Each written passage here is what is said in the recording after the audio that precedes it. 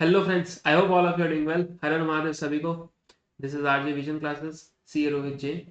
Sir आज आप क्या कराने वाले हो? तो बच्चों आज हम आ चुके हैं एक और रिवीजन के साथ, वो भी यूनिट नंबर 3 का, Indian partnership act. Sir unit number 3, sir आपने तो 1 कराया था लास्ट टाइम, अभी 3। तो बच्चों यूनिट 2 हम करेंगे यूनिट 3 के बाद। सर ऐसा क्यों? क्योंकि यूनिट 3 इजी भी है, सिंपल भी है, और तुम्हें समझने में भी टाइम नहीं लगेगा। हमारा फटाफट रिवीजन भी हो जाएगा। तो मैंने सोचा पहले यूनिट 3 कर लेते हैं और उसके बाद यूनिट 2 कर लेंगे। क्लियर? अच्छा सर आपने यूनिट 1 कराया था हमें। सर आपने यूनिट 1 का क्वेश्चन बैंक अभी तक अपलोड नहीं किया, तो वो भी अपलोड हो जाएगा। तो मैंने सोचा एक बार मैं सारे यूनिट के रिवीजन अपलोड कर दूं, उसके बाद क्वेश्चन बैंक भी अपलोड कर दूंगा। ठीक है, तो आज हम शुरू करते हैं क्या रिवीजन के साथ। सर कौन से यूनिट का? यूनिट 3 का। यूनिट 3 क्या है बच्चों? यूनिट 3 है registration and dissolution of firm. Sir unit 1 में हमने पढ़ा था पार्टनरशिप का नेचर, जहां पर हमने डेफिनेशन पढ़ा, एसेंशियल एलिमेंट्स पढ़े, ट्रू टेस्ट ऑफ पार्टनरशिप हमने पढ़ा, टाइप्स ऑफ पार्टनर्स हमने पढ़ा, और टाइप्स ऑफ पार्टनरशिप हमने पढ़ा। जहां पर हमने याद है रोहित भैया और धोनी भैया और विराट भैया का हमने एग्जाम्पल लिया था, आरवीएन एंड को करके। ठीक है, शूज का बिजनेस, नाइकी के साथ कॉम्पिटिशन वगैरह वगैरह। तो सर वही एग्जाम्पल आज बच्चों, वही एग्जाम्पल हम कैरी फॉरवर्ड करेंगे, और उसी एग्जाम्पल से हम कंटिन्यू करेंगे, और उसी एग्जाम्पल से हम यूनिट 3 भी समझ जाएंगे पूरा का पूरा। ठीक है, तो यूनिट 3 डील करता है सर 2 पार्ट्स में। यूनिट 3 तुम्हारा डिवाइडेड है 2 पार्ट्स में। पहले तो registration of the firm, firm का रजिस्ट्रेशन, उसके बाद डील करता है डिसोल्यूशन ऑफ द फर्म। तो सर यूनिट 3 किससे डील करता है? रजिस्ट्रेशन से भी और डिसोल्यूशन से भी। अच्छा ठीक है सर, समझिए। सर एग्जाम्पल ले लीजिए सर, एक एग्जाम्पल लेके हमें बता दीजिए कि आप जो बोल रहे हो कि रजिस्ट्रेशन एंड डिसोल्यूशन, तो कैसे? अब ध्यान से देखो कैसे। ठीक है, जैसे मान लो हमने किया था सर, क्या सबसे पहले हम स्टार्ट करेंगे रजिस्ट्रेशन से। पहले हम रजिस्ट्रेशन समझेंगे, उसके बाद डिसोल्यूशन समझेंगे। ठीक है, तो पहले हम स्टार्ट करते हैं सर रजिस्ट्रेशन के साथ।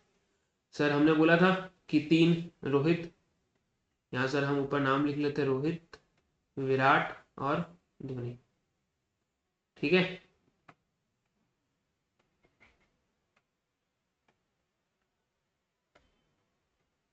ये क्या है sir? R V D and co, R V D and को।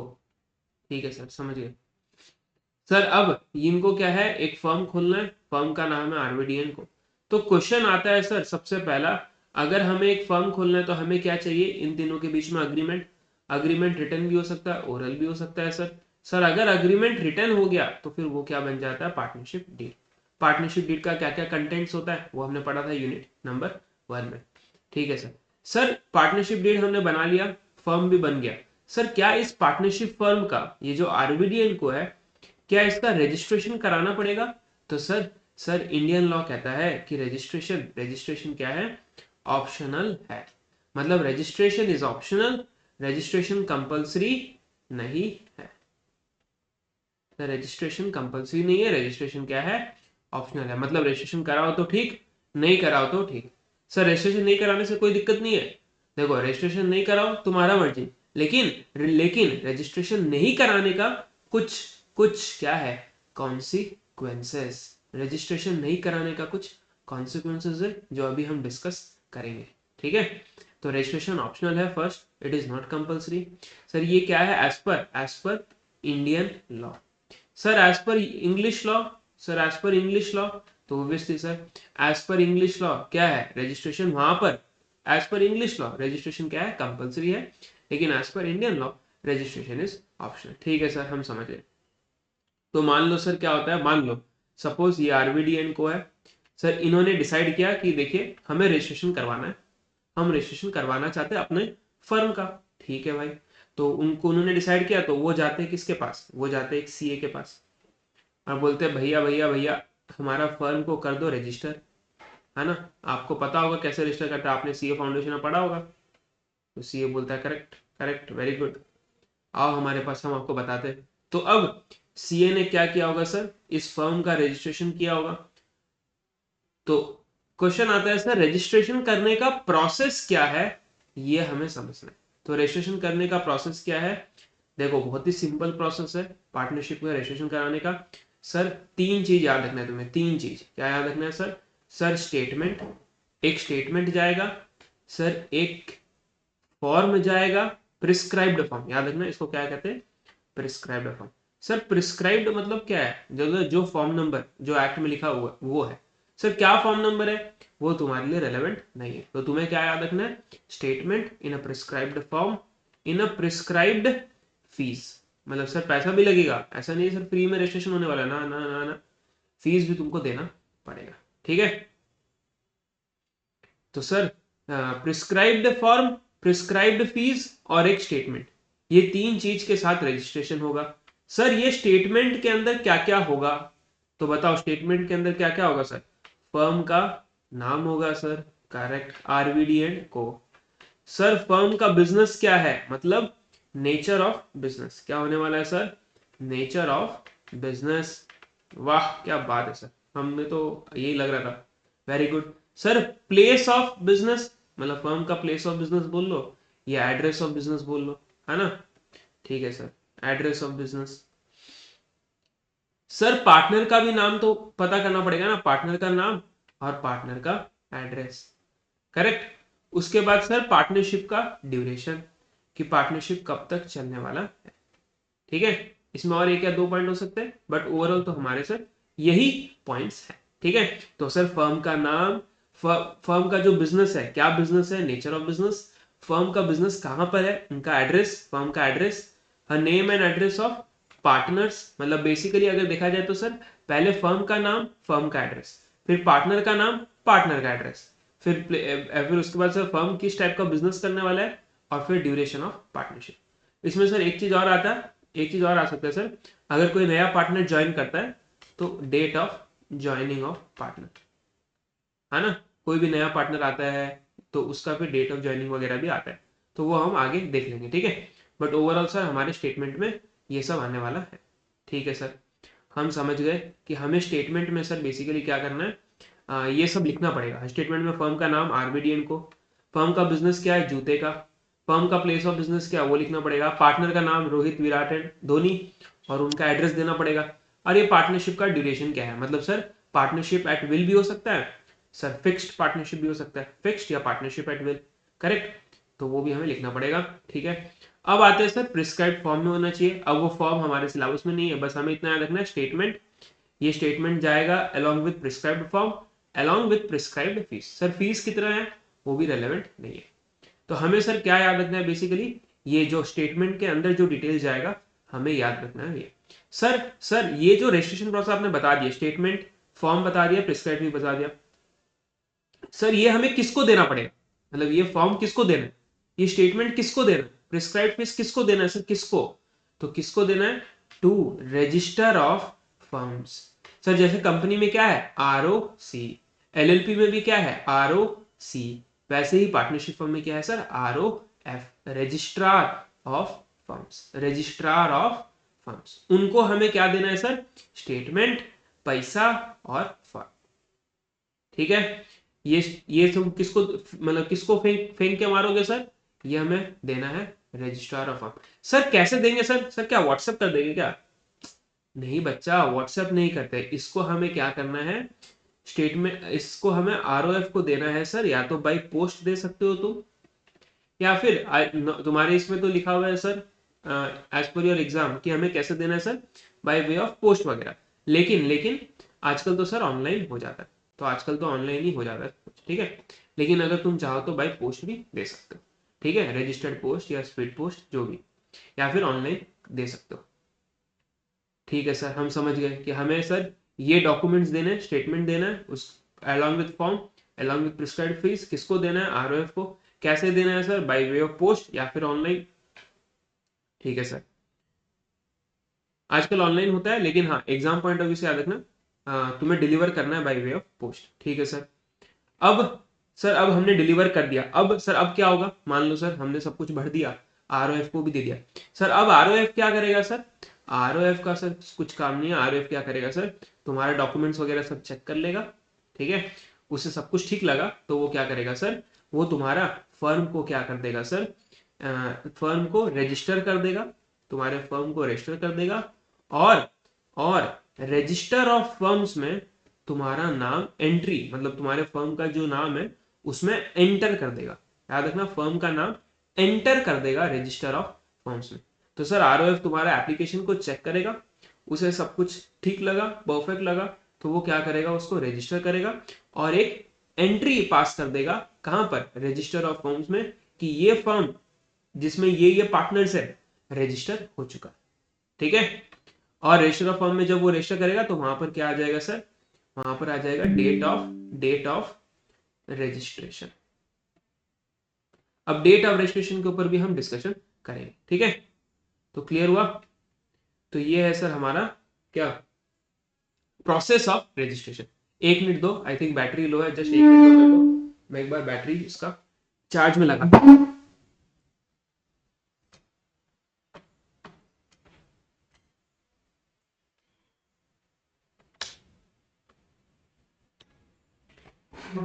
हाँ ठीक है, तो सर अब हमें थोड़ा थोड़ा समझ में आ रहा है कि ये प्रोसेस है, इस प्रोसेस को हमें फॉलो करना पड़ेगा। क्लियर है सर, एक बार आप फटाफट हमें नोट दिखा दीजिए, क्योंकि हमें तो सर नोट्स ही चाहिए। देखो ध्यान से, रजिस्ट्रेशन कंपलसरी नहीं है इंडियन लॉ में, इंग्लिश लॉ में कंपलसरी है। सर रजिस्ट्रेशन के लिए अप्लाई करना पड़ेगा, तो रजिस्ट्रेशन में बी अफेक्टेड, देखो रजिस्ट्रेशन में be affected by delivering a statement, by delivering a statement, कैसे करना deliver, by way of post, delivering a statement to registrar in which, sir हाँ सर कौन से रजिस्ट्रार को डिलीवर करेंगे, तो जहां पर तुम्हारा प्लेस ऑफ बिजनेस है। अब मान लो तुम्हारा प्लेस ऑफ बिजनेस दिल्ली में है, तो तुम थोड़ी कोई दूसरे रजिस्ट्रार को डिलीवर करोगे, तुम तो दिल्ली वाले रजिस्ट्रार को डिलीवर करोगे ना। तो कौन से रजिस्ट्रार को सर, जहां पर तुम्हारा प्लेस ऑफ बिजनेस सिचुएटेड है या प्रपोज टू बी सिचुएटेड, मतलब या तो सिचुएटेड है या सिचुएटेड होने वाला है, in a prescribed form along with prescribed fee. तो सर रजिस्ट्रेशन कैसे होगा, स्टेटमेंट डिलीवर टू रजिस्ट्रार, कौन सा registrar sir, where to registrar in which place of business is of the firm is situated. ठीक है सर, हम उस registrar को डिलीवर कर देंगे। क्या क्या होगा सर स्टेटमेंट में, फर्म का नाम, ये देखो place of business of the firm, मतलब एक तो प्रिंसिपल प्लेस और उसके बाद other place. Sir principal place मतलब तुम्हारा जो रजिस्टर्ड ऑफिस होगा वो प्रिंसिपल प्लेस, जहां से तुम डिसीजन मेकिंग करोगे, एंड प्लस जो तुम्हारा एडिशनल प्लेसेस है, मतलब godown, warehouse, additional places, उसका नाम भी तुम्हें मेंशन करना पड़ेगा। तो name of the firm, place of business, additional place of business, sir name and address of partner मैंने बोला, फर्म का ड्यूरेशन मैंने बोला, और date of joining of partner, कि पार्टनर्स ने कब कब ज्वाइन किया उसका डेट। ठीक है सर, ये आ जाएगा उसमें स्टेटमेंट में।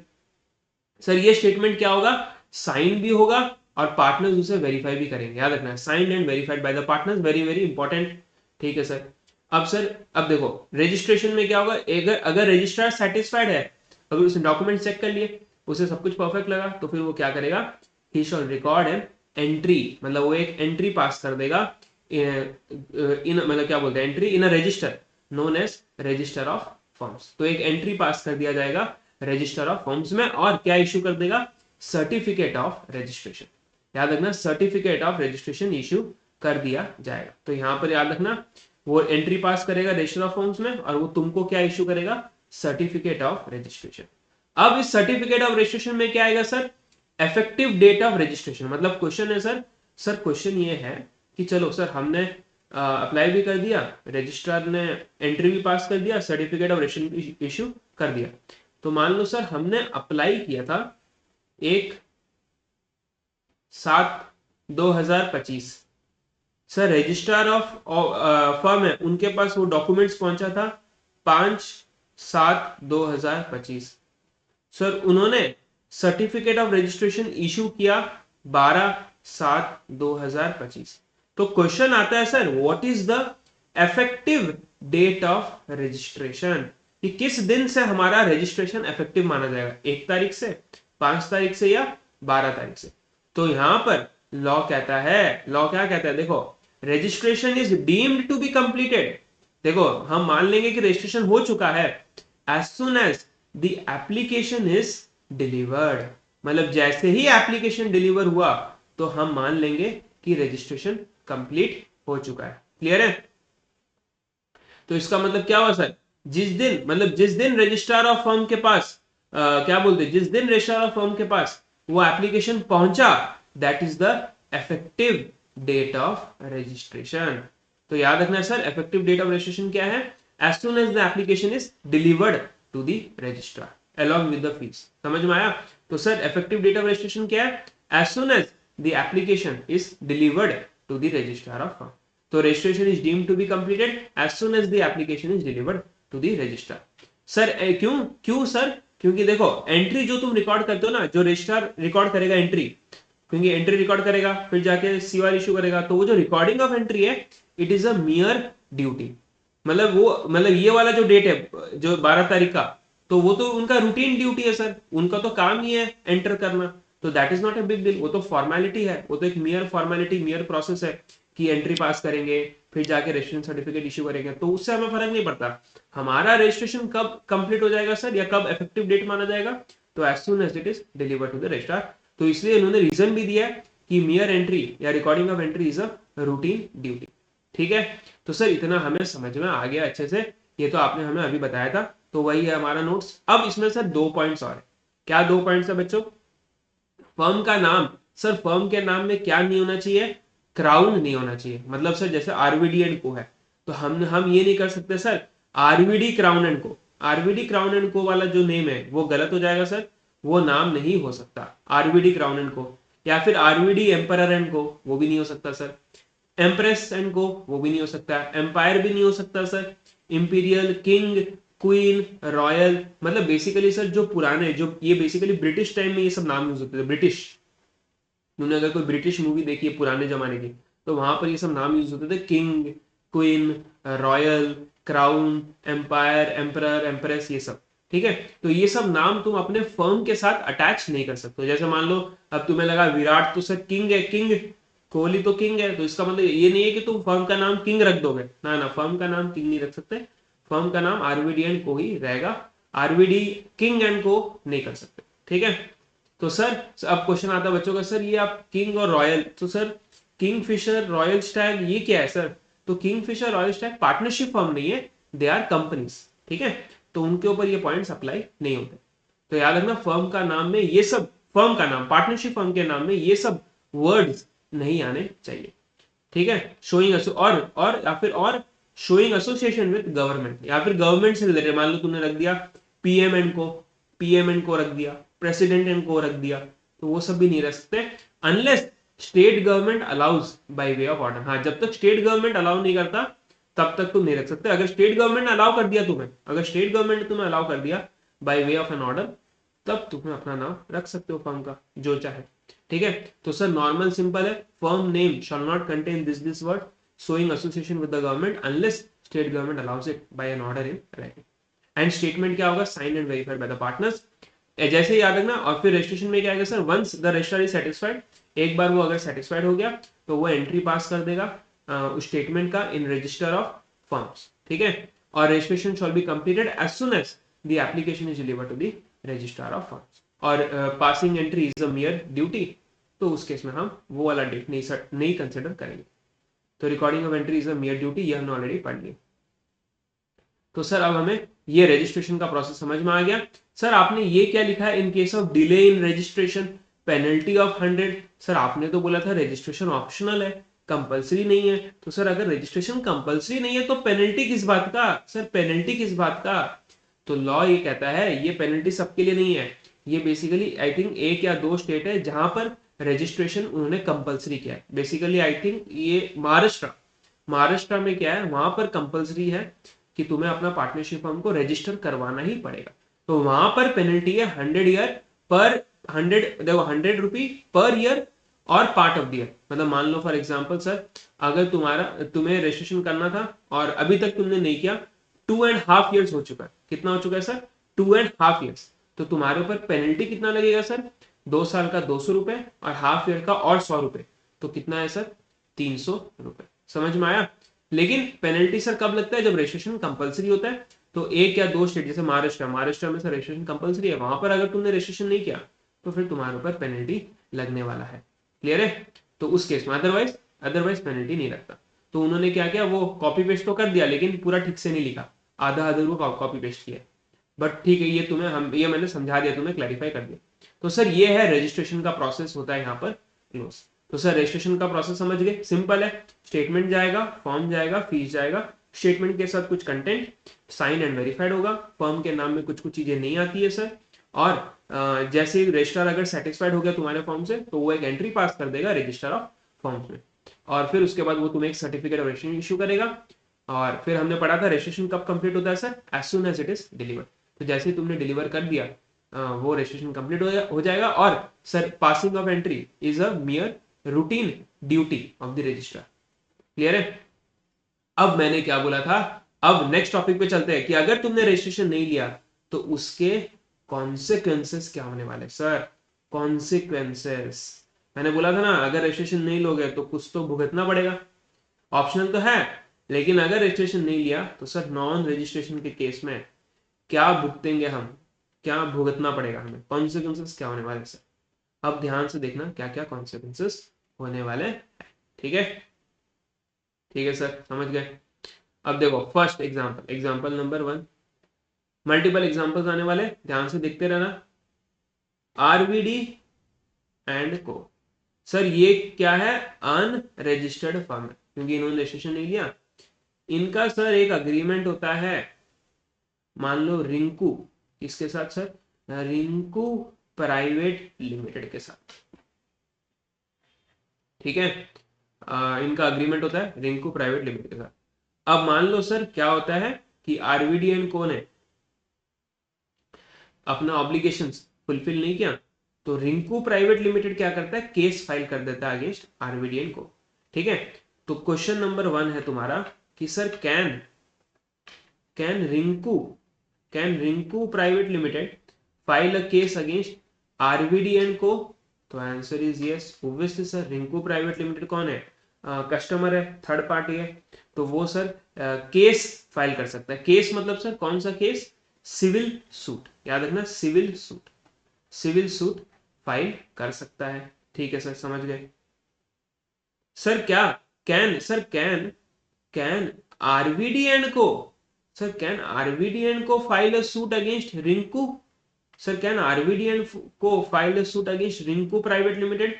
तो लॉ कहता है आरवीडीएन को कौन है, अनरजिस्टर्ड, और क्योंकि तुम अनरजिस्टर्ड हो तो तुम रिंकू प्राइवेट लिमिटेड के अगेंस्ट सूट फाइल नहीं कर सकते। कौन सा सूट फाइल नहीं कर सकते सर, सिविल सूट फाइल नहीं कर सकते सर, सिविल सूट फाइल नहीं कर सकते। क्या नहीं फाइल कर सकते सर, सिविल सूट।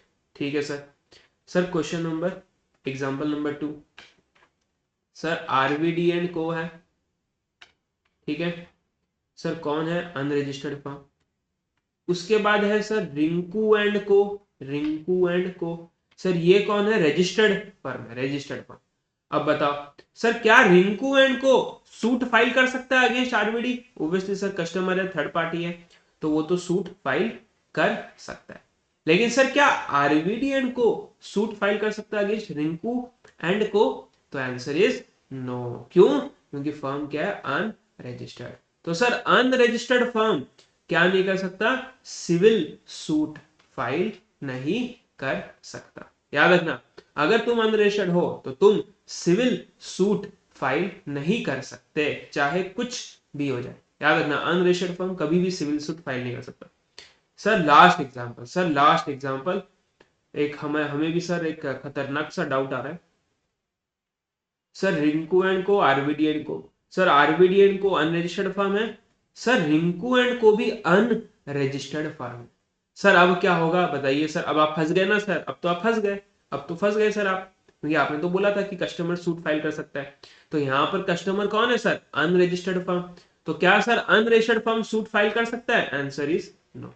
तो Rinku and co can not file a suit against RVD and को। सर क्या RVD and co suit file कर सकता है against against Rinku and co, answer is no. समझ में आया। तो सर हमारा कंक्लूजन क्या निकला कि एक unregistered firm civil suit file नहीं कर सकता। क्लियर है, गॉट इट। तो ये है सर हमारा फाइनल कंक्लूजन। लेकिन सर अब मैंने क्या बोला, तुम सिविल सूट फाइल नहीं कर सकते। सर क्वेश्चन नंबर 4, अब ध्यान से सुनो, क्वेश्चन नंबर 4 क्या है। मान लो सर आरवीडी एंड को है, ठीक है,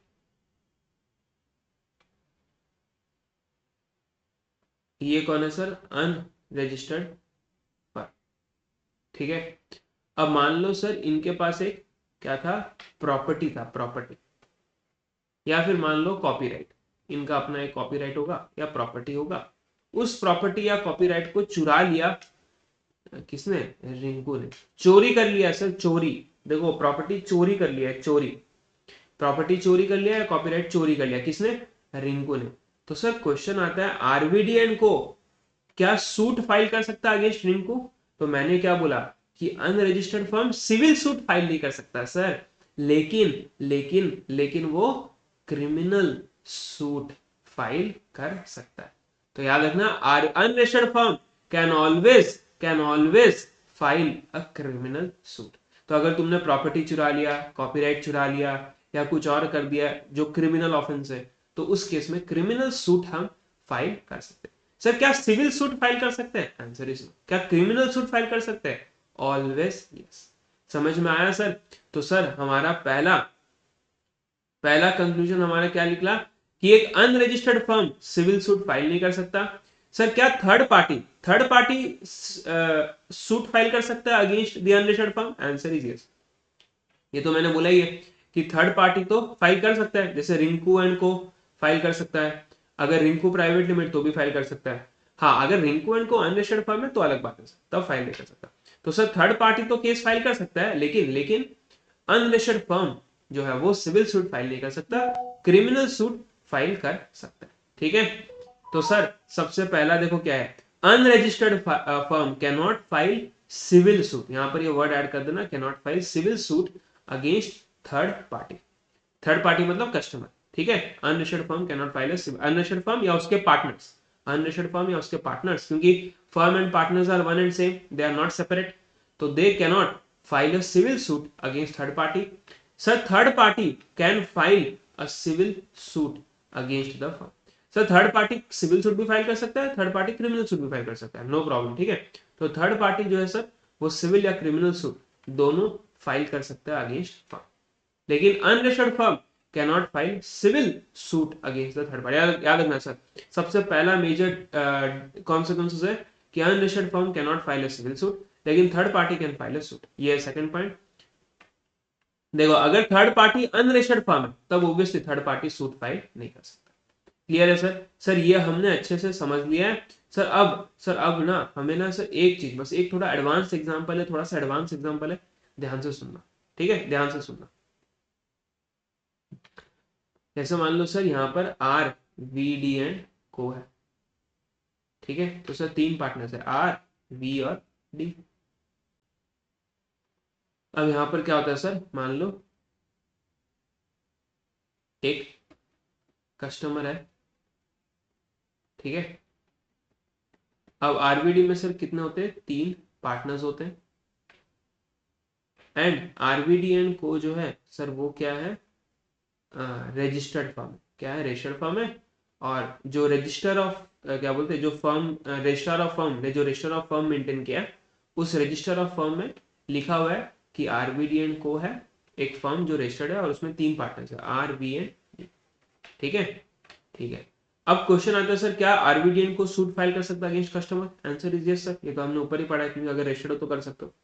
मान लो सर, मान लो वी, इसमें से वी, या मान लो वी सर, वी मान लो सर क्या है, टपक जाता है, वी टपक जाता है, टपक मतलब सर ऊपर चला जाता है। तो फिर अब बचा कौन सर, आर और डी, ठीक है। फर्म का नाम तो वही है सर, आरवीडीएन को, फर्म तो वही है सर, बस अब पार्टनर कितने, दो बचे। तो सर अब क्वेश्चन आता है कि ये जो पार्टनर्स है आर एंड डी या जो भी आरवीडीएन को है फर्म, क्या ये लोग, क्या अब ये सर सूट फाइल कर सकते हैं अगेंस्ट कस्टमर, क्या अब ये सूट फाइल कर सकते हैं अगेंस्ट कस्टमर। तो लॉ ये कहता है कि सूट कौन फाइल कर सकता है, वो फर्म जो रजिस्टर्ड है, वो फर्म जो रजिस्टर्ड है। देखो कौन सूट फाइल कर सकता है सर, वो फर्म जो रजिस्टर्ड है, प्लस प्लस उस फर्म में वो सारे पार्टनर्स होने चाहिए, वो सारे पार्टनर्स जिनका नाम रजिस्टर ऑफ फर्म में मेंशन। मतलब सर कहने का मतलब कौन सा फर्म, सर कौन सा फर्म सिविल सूट फाइल कर सकता है, firm must be registered, plus जो भी पार्टनर्स है फर्म में उनके नाम कहां पर होने चाहिए, रजिस्टर ऑफ फर्म में। मुझे बताओ आर का नाम रजिस्टर ऑफ फर्म में है, आंसर इज यस। सर क्या डी का नाम है रजिस्टर ऑफ फर्म में, आंसर इज यस। तो can it file a suit against customer, answer is yes. समझ में आया? क्यों? क्योंकि उनका नाम ऑलरेडी है। अब सर इतना हमें समझ में आ गया कि फर्म का नाम भी होना चाहिए और पार्टनर्स का नाम रजिस्टर ऑफ फर्म में मेंशन होना चाहिए। ठीक है, अब मान लो क्या होता है सर, अब मान लो क्या होता है sir, R V D. Sir V लुढ़क गया, देखो उसी एग्जांपल को कंटिन्यू करते हैं। वी सर क्या है, टपक गया। ठीक है, और कौन आ जाता है सर, मान लो आ जाता है ई। कौन आ जाता है, ई। अब पार्टनर्स कौन है सर, पार्टनर्स है आर डी एंड ई, ये पार्टनर्स है। अब मुझे बताओ सर, ये जो पार्टनरशिप फर्म है आरवीडीएन को, क्या ये लोग अब सिविल सूट फाइल कर सकते हैं? क्या ये लोग सूट फाइल कर सकते हैं सर? तो देखो रजिस्टर ऑफ फर्म्स में क्या फर्म रजिस्टर्ड है, आंसर इज यस। सर क्या पार्टनर्स, ऑल पार्टनर्स, सारे पार्टनर्स के नाम, मतलब पार्टनर्स के नाम क्या रजिस्टर ऑफ फर्म में आ रहे? तो देखो आर का नाम तो आ रहा है सर, ठीक है सर, डी का नाम भी आ रहा है, लेकिन लेकिन ई का नाम तो गायब है सर। सर ई का नाम तो रजिस्टर ऑफ फर्म्स में है ही नहीं, ई का नाम तो है ही नहीं सर, वी का नाम है। तो इस केस में सर, इस केस में ये फर्म सूट फाइल नहीं कर सकता। तो सर हमें ये समझ में आया कि फर्म का नाम भी रजिस्टर्ड होना चाहिए और सारे पार्टनर्स का नाम उस आरओएफ में मेंशन होना चाहिए। सारे पार्टनर्स का नाम, कोई भी एक पार्टनर का नाम अगर आरओएफ में मेंशन नहीं है तो फिर तुम सूट फाइल नहीं कर सकते, सिविल सूट फाइल नहीं कर सकते, क्रिमिनल तो फाइल कर ही सकते, उसमें तो कोई दिक्कत ही नहीं है सर। तो देखो note very very important, so firm must be registered and name of all the partners, firm shall be registered, name of all the partners shall be mentioned in ROF as a partner. हर partner का नाम mention होना चाहिए, all the partners name shall mention, if not suit is not maintainable. ठीक है, suit is not maintainable. तो याद रखना sir, unregistered firm suit file नहीं कर सकता, civil suit. Third party civil suit file कर सकता है। एक रजिस्टर्ड फर्म सिविल सूट कब फाइल कर सकता है सर, दो condition, firm must be registered and name of all the partners must be mentioned in register of firm as a partner. ठीक है, अब चलते सर हम थर्ड पॉइंट पे। सर थर्ड पॉइंट हमें सर जरा बताइए क्या है, no relief, no relief, no relief to partners for set off claim bought by third party when the value of suit is more than 100 rupees। Sir क्या है sir, ये तो sir थोड़ा मतलब, sir no relief for set off bought by third party when value of suit is more than 100, मतलब क्या sir, आप कहना क्या चाहते हो सर, इतना कॉम्प्लिकेटेड क्यों कहना चाहते हो, हमें सिंपल वर्ड्स में बता दो। तो सुनो, अब सुनो तुम सिंपल वर्ड्स में क्या कहना चाहते हो। आरवीडीएन को है बच्चों, ठीक है, यहाँ मान लो सर कोई कस्टमर है या कोई थर्ड पार्टी है या रिंकू मान लो, जो भी, ठीक है। अब मान लो सर ये आरवीडीएन को कौन है सर, अनरजिस्टर्ड फर्म, ठीक है। सर इस कस्टमर को कितना मिलने वाला है सर, 10 लाख रुपए। कितना मिलने वाला है, 10 लाख रुपए। और आरवीडीएन को भी इस कस्टमर से कुछ पैसा मिलने वाला है। कितना मिलने वाला है सर, अज्यूमिंग 2 लाख। हो सकता है ना कि मान लो ये कस्टमर से मान लो हमने कुछ खरीदा भी हो, कस्टमर हमारा सप्लायर भी तो हो सकता है हमने इससे खरीदा भी हो, हमने इसको सामान बेचा भी हो, दोनों हो सकता है। तो आरवीडीएन को मिलने वाला है सर 2 लाख, कस्टमर को मिलने वाला है 10 लाख।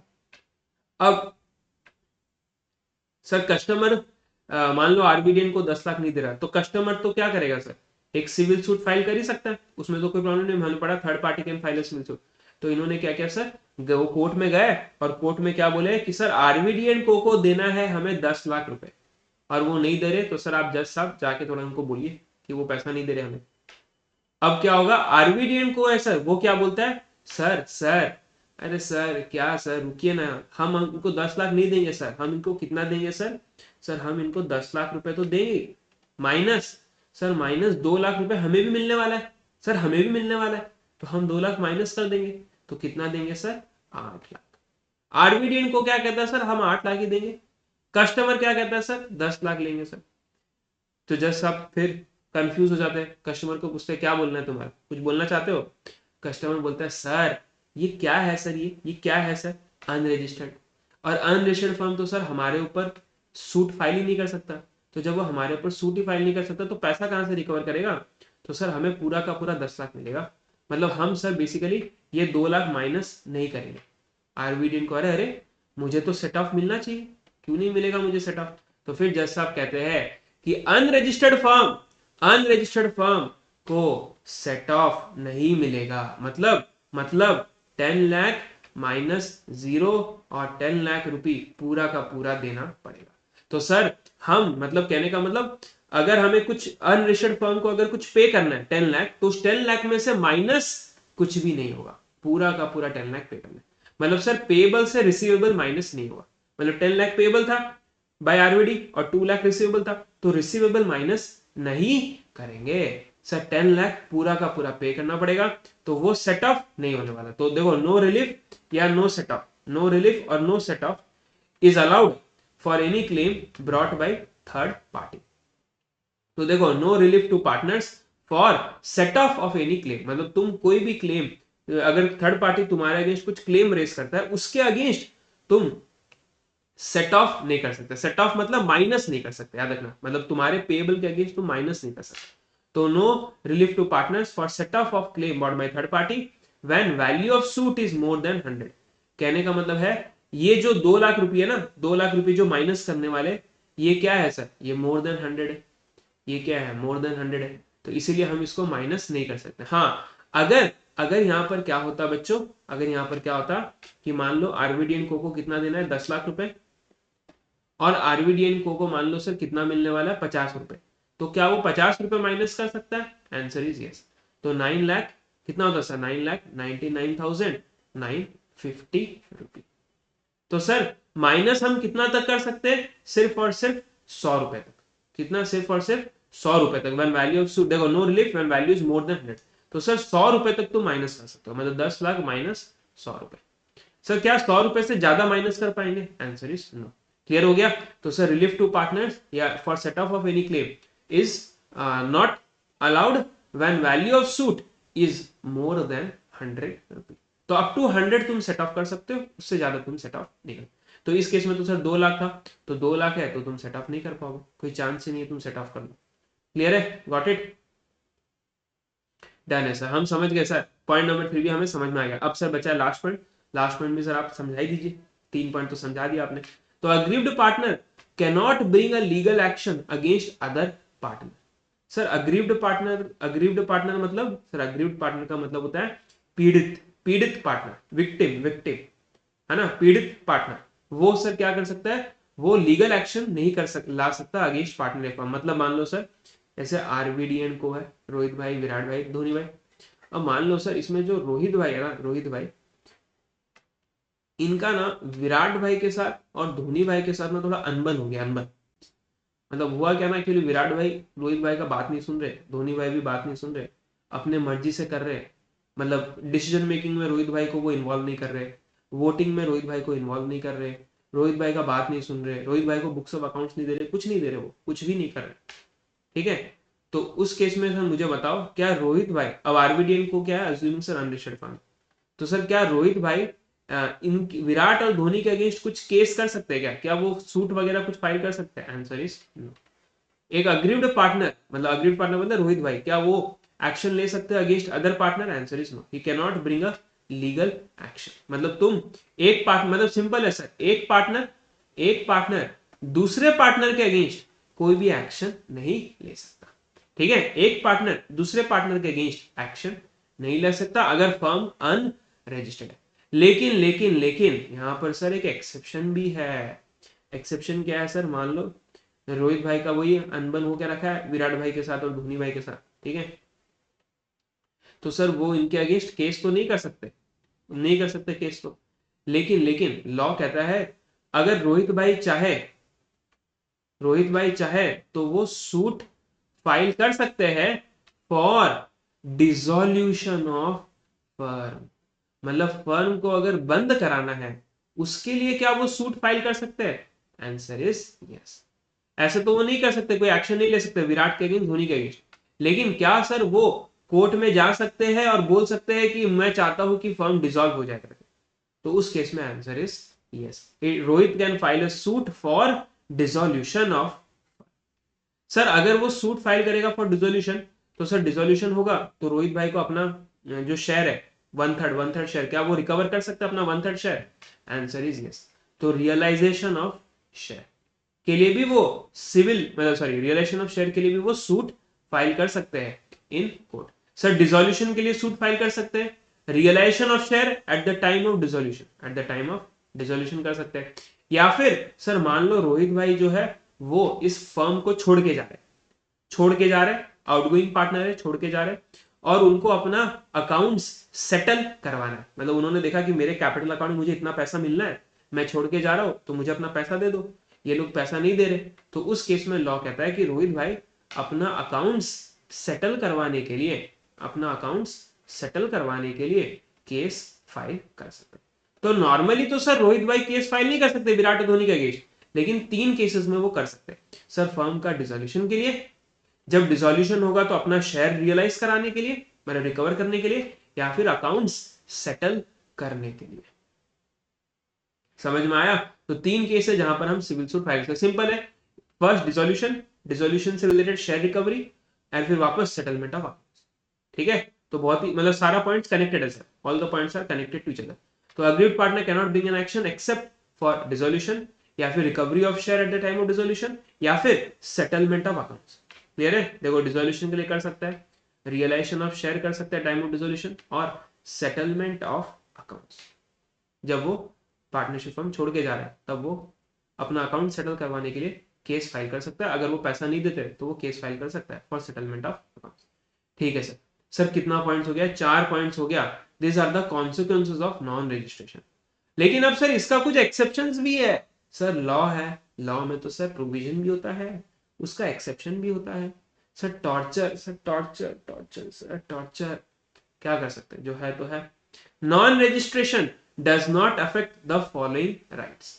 सर मतलब कहने का मतलब यह है कि इवन दो तुम रजिस्टर्ड नहीं हो, उसके लिए तुम्हें कुछ तो भुगतना पड़ेगा, लेकिन कुछ ऐसे राइट्स है तुम्हारे जो नहीं जाने वाले।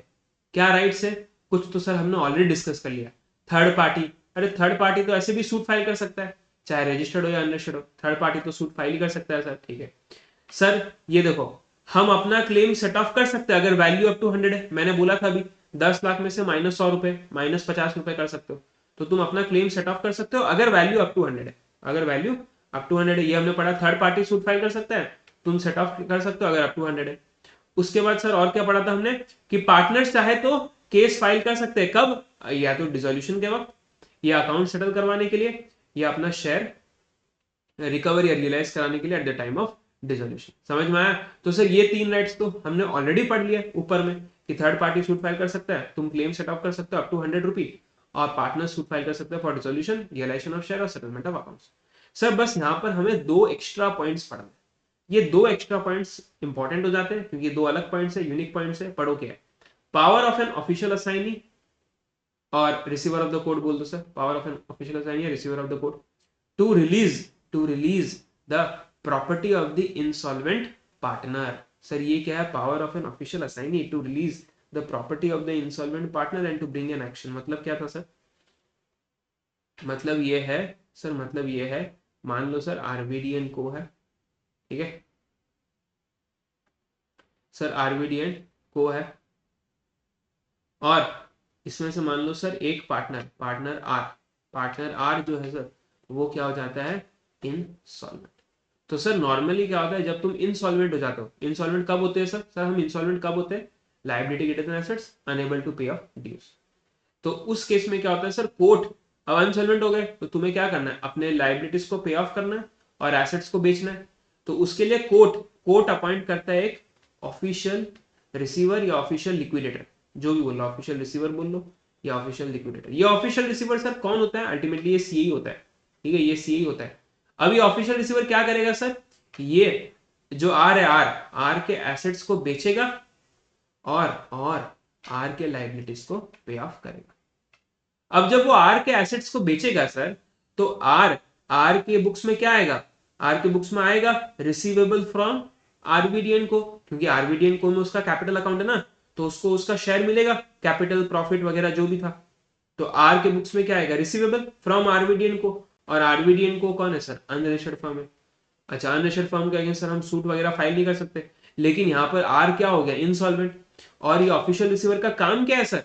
एसेट्स को बेचो और लाइबिलिटीज पे ऑफ करो। अब लाइबिलिटीज को पे ऑफ करने के लिए ये अल्टीमेटली हमें आरवीडीएन को में जो आर का शेयर है उसको तो लेना पड़ेगा ना, उस शेयर को तो हमें रिसीव करना ही पड़ेगा, तब जाके हम लाइबिलिटीज को पे ऑफ करेंगे, करेक्ट? तब यहां पर लॉ कहता है, तब यहां लॉ कहता है इवन दो फर्म अनरजिस्टर्ड है लेकिन ऑफिशियल रिसीवर, जब पार्टनर इंसॉल्वेंट हो जाए तब ऑफिशियल रिसीवर इस शेयर को, ये जो आर का जो शेयर है आरवीडीएन को में, इस शेयर को, इसके जो फर्म में जो शेयर है उसका, इस शेयर को वो रियलाइज करवा सकता है। तो लॉ ये कहता है ये ऑफिशियल रिसीवर जो है ये उस प्रॉपर्टी को रिलीज करवा सकता है। तो देखो official assignee has the right or has the power to release the property of an insolvent partner and bring an action. मतलब कहने का मतलब वो आरवीडीएन को के अगेंस्ट सूट वगैरह फाइल कर सकता है to recover the share of R, to recover the share of R, क्योंकि वो शेयर रिकवर करेगा तभी जाके तो लाइबिलिटीज पे ऑफ करेगा ना, नहीं तो लाइबिलिटीज कैसे पे ऑफ करोगे? उसका पैसा तो अटका हुआ है आरवीडीएन को में। तो फिर लॉ यहाँ पर रिसीवर को पूरा का पूरा पावर या राइट देता है कि भाई तुम जाओ पैसा रिकवर करो, अगर नहीं देता तो केस फाइल कर देना आरवीडीएन को के अगेंस्ट, ठीक है?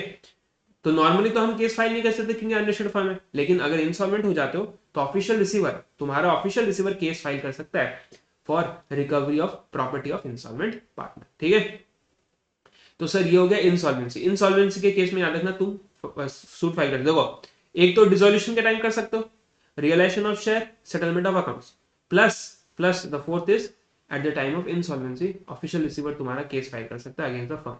और लास्ट में क्या है सर, अगर तुम्हारा डेथ हो गया, अब डेथ हो गया उसके बाद क्या होगा? पैसा तो तुम्हें मिलना होगा ना, तुम्हारा कुछ कैपिटल अकाउंट होगा उधर, तुम्हें पैसा मिलना होगा, तुम्हारा डेथ हो गया, तो अब डेथ हो गया तो कौन आएगा? Legal representative. तो सर क्या लीगल रिप्रेजेंटेटिव मतलब उस जो डेथ हो गया जिस पार्टनर का, क्या उसका लीगल रिप्रेजेंटेटिव उस फर्म के अगेंस्ट केस फाइल कर सकता है for recovery of share? Answer is yes. तो देखो right to file a suit and start a proceedings by legal representative of the deceased partner, मतलब legal representative of deceased partner has the right to file a suit and start a legal proceedings. Sir क्या चीज के लिए? Accounts के लिए या फिर property realise, मतलब वही अपना शेयर रिकवर करने के लिए या अकाउंट्स मंगवाने के लिए, ठीक है? तो सिंपल है सर, डेथ के केस में तुम्हारा क्या बोलते हैं लीगल रिप्रेजेंटेटिव केस फाइल कर सकता है फॉर रिकवरी ऑफ शेयर और अकाउंट्स। सेम इंसॉल्वेंसी के केस में भी तुम्हारा ऑफिशियल रिसीवर केस फाइल कर सकता है फॉर क्या बोलते हैं sir, for realising the share. समझ में आया? तो इंसॉल्वेंसी के केस में भी कर सकते हो, डेथ के केस में भी कर सकते हो, प्लस अगर तुम खुद भी चाहो तो डिसोल्यूशन मतलब अप्लाई कर सकते हो या फाइल कर सकते हो सूट फॉर डिसोल्यूशन या रिकवरी ऑफ शेयर या सेटलमेंट ऑफ अकाउंट्स, ठीक है? क्लियर है? Eight the time of dissolution. तो ये हमने सर सारा का सारा पॉइंट्स मिक्स करके अच्छे से हमने पढ़ लिया। तो नॉन रेजिस्ट्रेशन के 4 कॉन्सिक्वेंसेस, लेकिन कुछ राइट्स है जो अफेक्ट नहीं होते। 3 राइट्स हमने ऑलरेडी ऊपर डिस्कस कर लिया था। The fourth and fifth is कि official assignee official receiver case file कर सकता है और जो लीगल रिप्रेजेंटेटिव है वो भी केस फाइल कर सकता है टू रियलाइज द शेयर। अब हम चलते हैं सर, रजिस्ट्रेशन होता है हमारा क्लोज। वाह सर, वाह वाह वाह, कांग्रेचुलेशन सर, कांग्रेचुलेशन, हमने रजिस्ट्रेशन क्लोज कर दिया सर इतने जल्दी। अब क्या बचा है सर? अभी भी एक टॉपिक बचा है, उस टॉपिक को हम कहते हैं सर डिसोल्यूशन। सर डिसोल्यूशन मतलब क्या है सर? वो जो पानी में हम ऐसे नमक डालते थे वो नमक डिसॉल्व हो जाता है ना सर, हमने केमिस्ट्री में पढ़ा था, dissolution of salt into water, है ना? तो सर उस डिसोल्यूशन का बात कर रहे हो क्या? तो ध्यान से सुनो, ठीक है? ज्यादा स्मार्ट बनने का जरूरत नहीं है, ध्यान से सुनो। डिसोल्यूशन ऑफ फर्म या डिसोल्यूशन ऑफ पार्टनरशिप क्या है सर? ये डिसोल्यूशन का मतलब क्या है? ध्यान से सुन लो क्या है। मान वही पुराना एग्जांपल हम कंटिन्यू करेंगे, क्यों ये एग्जांपल को चेंज करना अननेसेसरी। आरवीडी एंड को है बच्चों, क्या है? आरवीडी एंड को 3 पार्टनर्स है, आर, वी और डी। अब यहां पर मान लो सर क्या होता है, मान लो फॉर एग्जांपल क्या होता है, एक पार्टनर मान लो वी, ये क्या है? फर्म छोड़ के चला जाता है, ही लेफ्ट द फर्म। तो इस केस में क्या होगा सर? अब 2 ही पार्टनर बचेंगे, आर डी एंड को, या फिर हो सकता है वो एक और पार्टनर ले आए, हो सकता है एक और पार्टनर भी ले आए, या हो सकता है 2 पार्टनर ले आए, जो भी उनका मर्जी। तो आर डी एंड को कर लेता है अभी for the timing 2 he partner R D and को। अब ये क्या करेंगे सर? 3 पार्टनर थे, अब कितने हो गए? अब कितने हो गए सर? 2 पार्टनर्स। तो मैं कह सकता हूं सर यहां पर क्या है, उन्होंने जो पार्टनरशिप शुरू किया था, पार्टनरशिप किसके बीच में था sir? R V D and को। जैसे ही वी चला गया तो ये इनका जो पार्टनरशिप है, पार्टनरशिप मतलब इनके पार्टनरशिप क्या होता है sir? Fiduciary relation, relation of trust and confidence. तो जैसे ही ये छोड़ के चला गया, इनका जो पार्टनरशिप है सर, पार्टनरशिप जो पुराना पार्टनरशिप था RV&D, वो तो क्या हो गया सर, डिसॉल्व हो गया। क्या डिसॉल्व हो गया सर, पार्टनरशिप डिसॉल्व हुआ। मतलब इनके बीच का जो पार्टनरशिप है, पार्टनरशिप RVDN के बीच का जो क्या बोलते हैं संगठन है, पार्टनरशिप है, वो तो डिसॉल्व हो गया ना सर, क्योंकि वी तो चला गया, तो वो तो डिसॉल्व हो गया। लेकिन सर अब दो पार्टनर्स बचे RD, तो क्या सर वो दो पार्टनर्स क्या करेंगे सर, इस फर्म को कंटिन्यू करेंगे, ठीक है। लेकिन अब क्या हो गया सर, पहले कितने थे, 3 पार्टनर्स, अब कितने हैं, 2 पार्टनर्स। तो इसको सर मैं क्या कहता हूं, इसको हम कह सकते हैं सर फर्म तो चलेगा।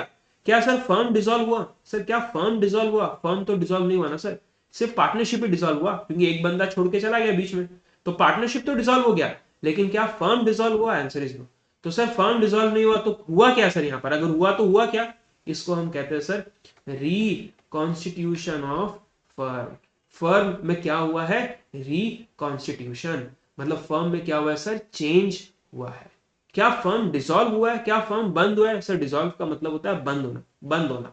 तो क्या फर्म बंद हुआ है, लेकिन सर क्या पार्टनरशिप डिसॉल्व हो गया, हाँ पार्टनरशिप डिसॉल्व हो गया, क्योंकि एक पार्टनर चला गया। लेकिन क्या ये फर्म डिसॉल्व हुआ है, नहीं। मतलब कहने का मतलब सर फर्म का बिजनेस अभी भी चलता रहेगा, फर्म का बिजनेस अभी भी चलता रहेगा। बस यहाँ पर फर्म में क्या हो गया, रिकॉन्स्टिट्यूशन, ये तुमने पढ़ा भी होगा क्लास 12 में, पार्टनरशिप अकाउंटिंग में। रिकॉन्स्टिट्यूशन मतलब सर यहाँ पर चेंज हुआ है, फर्म में क्या हुआ है, चेंज हुआ है, चेंज। सर जब फर्म में चेंज होता है तो सर क्या बनता है, क्या बनता है सर, क्या बनता है, रीवैल्यूएशन अकाउंट। कुछ याद आ रहा है, फर्म में क्या होता है जब रिकॉन्स्टिट्यूशन, तो क्या बनता है सर, रीवैल्यूएशन अकाउंट।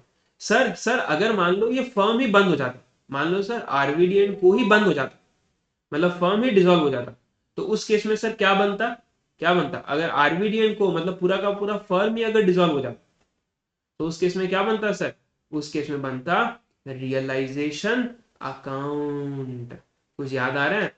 तो सर डिसोल्यूशन ऑफ फर्म और डिसोल्यूशन ऑफ पार्टनरशिप में सर ये डिफरेंस है। सर पार्टनरशिप जब डिसॉल्व होता है तो एक बंदा छोड़ के जाता है, बाकी बंदे कंटिन्यू करते हैं सर, और वहां पर क्या होता है सर, रिकॉन्स्टिट्यूशन ऑफ फर्म। याद रखना क्या होता है सर, तो यहाँ पर पार्टनरशिप तो डिसॉल्व हो गया सर, लेकिन क्या हो गया है, reconstitution of firm, reconstitution of firm. लेकिन सर अगर फर्म डिसॉल्व हो जाता है तो फिर क्या होता है, फिर वहां पर सर पूरा का पूरा फर्म ही क्लोज हो जाता है, पूरा का पूरा फर्म ही क्लोज, पूरा का पूरा बिजनेस ही बंद, और फिर क्या बनता है सर, रियलाइजेशन अकाउंट। समझ में आया। और एक चीज याद रखना, देखो जब सर मान लो पार्टनर डी वी चला, वी जब चला गया तो कौन बचे, आरडीएन को। यहाँ पर क्या होगा सर, रिकॉन्स्टिट्यूशन होगा फर्म का, और यहाँ पर हम एक रिवैल्यूएशन अकाउंट बनाएंगे, और ये फर्म क्या करेगा सर, कंटिन्यू, फर्म का बिजनेस चलता जाएगा, कोई प्रॉब्लम नहीं। लेकिन अगर मान लो आरवीडीएन को मतलब पूरा का पूरा फर्म ही अगर क्या हो जाए सर, बंद हो जाए, या पूरा का पूरा फर्म ही क्या हो जाए, डिसॉल्व हो जाए, तो फिर क्या बनता है सर, रियलाइजेशन अकाउंट। और याद रखना जब फर्म डिसॉल्व हो जाता है, याद रखना मतलब पार्टनरशिप डिसॉल्व नहीं, पार्टनरशिप यहाँ तो क्या है, पार्टनरशिप डिसॉल्व हो गया, लेकिन यहाँ पर फर्म का बिजनेस कंटिन्यू होगा। लेकिन अगर पूरा का पूरा फर्म ही बंद हो गया, पूरा का पूरा फर्म का बिजनेस ही बंद हो गया, पूरा का पूरा फर्म ही डिसॉल्व हो गया, तो उस केस में सर क्या होगा, उस केस में क्या होगा सर, अगर पूरा का पूरा फर्म ही डिसॉल्व हो जाए सर, तो रियलाइजेशन अकाउंट तो बनेगा ही सर। डिसॉल्व होने के बाद फर्म का शुरू हो जाता है सर वाइंडिंग अप। क्या शुरू हो जाता है सर, वाइंडिंग अप। मतलब पहले फर्म पूरा डिसॉल्व हो जाएगा, जैसे ही डिसॉल्व हुआ उसके बाद शुरू हो जाता है वाइंडिंग अप। डिसॉल्व मतलब बिजनेस क्लोज हुआ, जैसे ही बिजनेस क्लोज हुआ उसके बाद शुरू होता है process of winding up. Sir ये प्रोसेस ऑफ वाइंडिंग अप क्या है, सर यहाँ पर हम एसेट्स को बेचेंगे और लाइबिलिटीज को पे ऑफ करेंगे, ये है प्रोसेस ऑफ वाइंडिंग अप। समझ में आया, क्योंकि फर्म बंद हो रहा है ना, लेकिन अगर पार्टनरशिप डिसॉल्व हुआ है तो उस केस में तो फर्म तो चले गए, फर्म विल कंटिन्यू, वहां तो वाइंडिंग अप का कोई चांस ही नहीं है। तो ये डिफरेंस है sir between dissolution of firm and dissolution of partnership. मतलब अगर मैं सिंपल टर्म्स में बोलूं सर, डिसोल्यूशन ऑफ फर्म मतलब पूरा का पूरा फर्म बंद होना, पूरा का पूरा बिजनेस बंद होना, रियलाइजेशन अकाउंट बनेगा और फर्म वाइंडिंग अप में चला जाएगा। लेकिन सर अगर अगर पार्टनरशिप का डिसोल्यूशन होता है तो no winding up, reconstitution of firm होगा और एक रीवैल्यूएशन अकाउंट बन जाएगा। तो देखो क्या लिखा है sir, dissolution of firm involves discontinuation of business, dissolution of partnership will not affect the business, it only involves reconstitution of the firm।